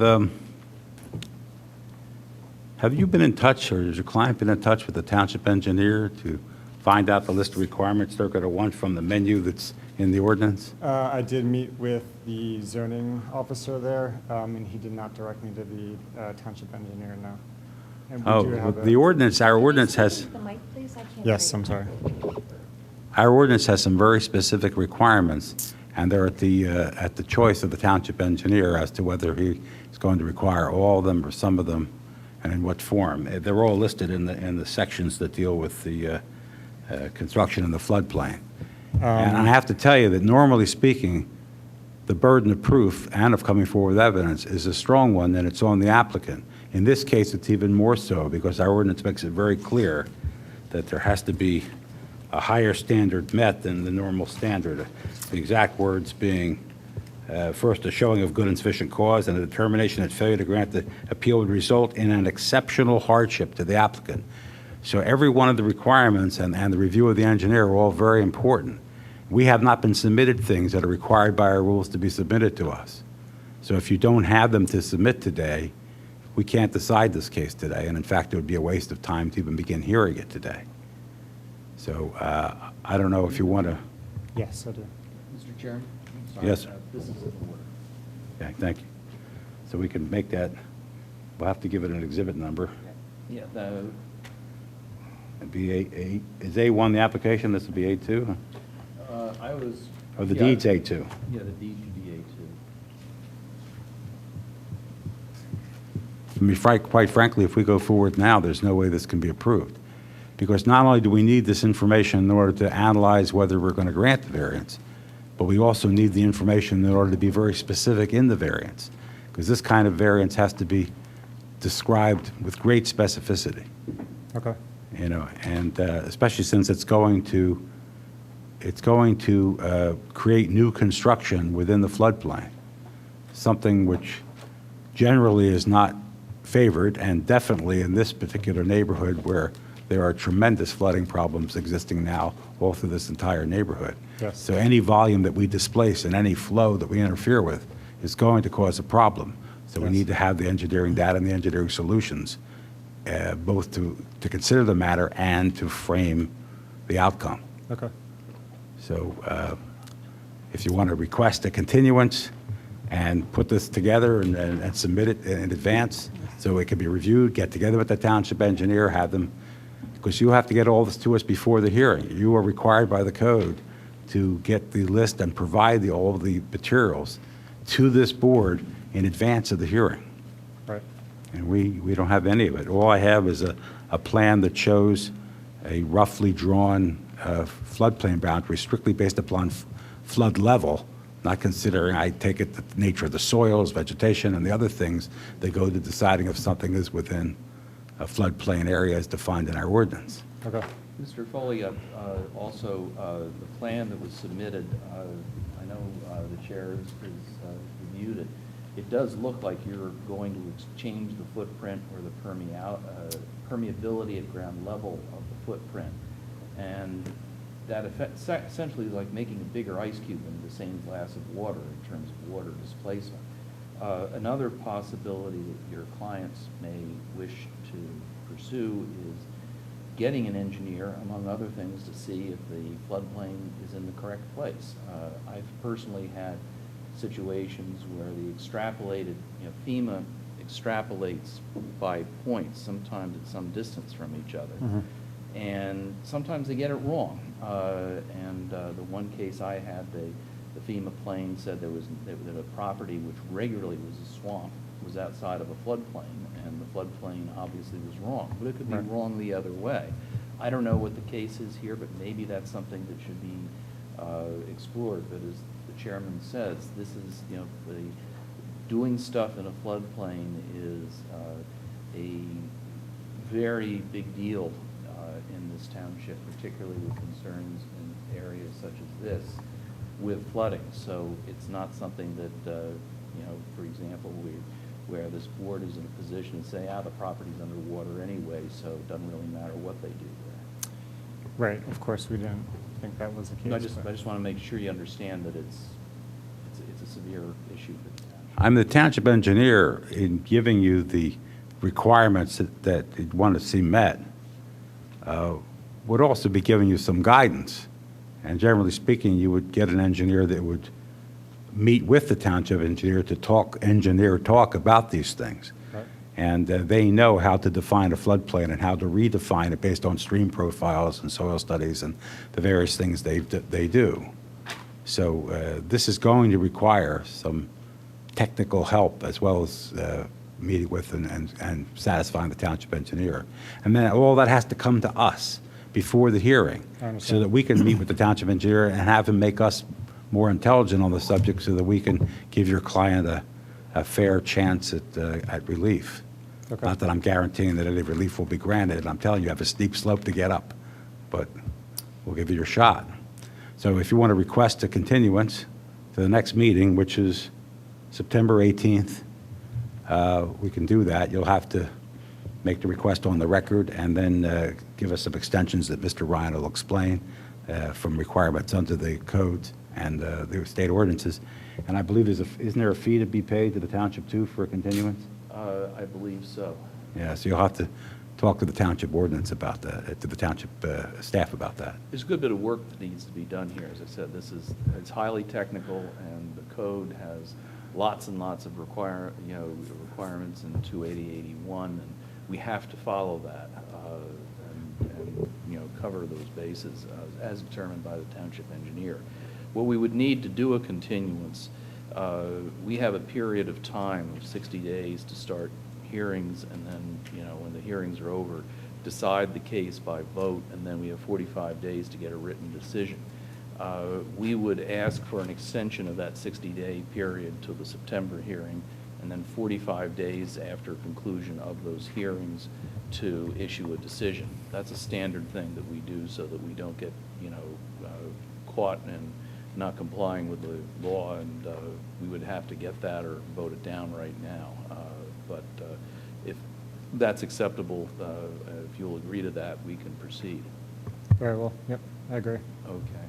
And you'll need, if you haven't already done so, Article 17 of the zoning code, floodplain conservation district, starting with section 280-73. It's fairly long and very detailed, and you really need to go over that carefully. And unless you're a lot smarter than I am, you're going to have to read it at least twice to really understand the. Sure, I will. It may even be worth, considering getting council involved with this, because this is a very highly detailed, highly technical, and serious issue. And this will be expensive, win or lose. I can tell you, in order to comply with what's going to be required, you're going to have quite a few fees to pay and studies to do and things like that, and all with very good reason. It's a serious, serious issue. And I mean, I understand that it's a serious issue and such, and we are theoretically replacing a lot of the footprint that's there and proposing only to add 12 square feet. If the design was to be redesigned and remove that 12 feet so that it was an exact exchange for impervious surfaces, this would still be the same extent. Well, when you say impervious surfaces, you considering that patio to be an impervious surface for that purpose? I was, yes. Yeah, but you see, but that, we're not talking about pervious and impervious here. Actually, pervious isn't the word, is it? We're not talking about porous or impervious. What we're talking about is blocking of flow and displacing additional water volume. So if you're, now again, the engineers will be more technical on this, but if right now you've got a patio at grade, you're not interfering with flow or displacing water volume. You may be preventing some of it from seeping through at that point, but if it's all below the flood line anyway, seepage isn't the issue. Okay. But if you're going on top of that, you're creating an issue. So that doesn't solve the problem. Now, if you're saying you're not going to increase the footprint at all over what presently displaces floodwater, that might be the case. But the engineer has to do the calculations on all this. But if it's a footprint, but you're narrower higher up and then you expand, you're making a bigger ice cube. And again, Yeah. I'm not an engineer, Yeah. so. I understand what you're that's what But they have to you do really volume need. calculation. It's volume and flow, both. Are you blocking the flow, or are you displacing volume that'll cause someone else to have a higher flood to deal with? It's both those things, plus absorption, plus soil. I mean, it's terribly complicated. Okay. And that's why people do this for a living, and we don't. Sure, understandable. Okay, well, we'll see you in September. Yes, thank you very much. Oh, and again, if you could get the stuff into us a good bit ahead of time. You need to, yeah. Oh, Well, he needs to get it to us and also to the engineer. We have to have some opinion of the engineer that here's what's required, and then he has to say, yes, this meets the requirements, and we got to get some kind of an analysis of it. So yeah, what I'm saying is 2 days before the hearing. No, that's not gonna gonna- cut the not gonna mustard. work, no. Do we want to set a time for them to get it in? The unfortunate thing about setting a time is that we don't know what the engineer is going to require and how long it's going to take for their engineer to be hired and see our engineer and do the studies. So maybe we ought to say if it's not by a certain time, it's not going to take place in September. Yeah, or what we could do is we could, again, everything has to happen so that when we go, we have, the requirements met and the input of the township engineer. And if we run up against a thing, we'll have to continue it again. You'll be faced with another continuance, because we can't do an affirmative vote without the record, which it's the applicant's total burden to make that record and to give us the data that, because this board can, not only is this a serious thing, but this board in the variance case can only give relief in exceptional circumstances. It has to be the minimum relief. It can't adversely impact other properties. And all burdens along the way to clear these hurdles are totally on the applicant. So it's a serious row to hoe. Okay, It's going to take time. gotcha. It will take time, I can tell you. And since we're giving this advice, you heard on the last case, folks brought in letters of neighboring property owners providing their perspective on the request. And whether it's letters or solicitations of people to come in support of the request, that's something that applicants might want to consider also. Okay. Although I have to warn you, we're not talking about a little dimensional variance here or a minor, de minimis encroachment on something. We're talking about a serious issue with a super high burden of proof. So quite frankly, if you don't meet that technically, I personally wouldn't care if you had letters from everyone in the township. I mean, this is something where you're going to have to do it on the numbers, and the numbers are going to have to speak in your favor, very much so. Okay. Okay.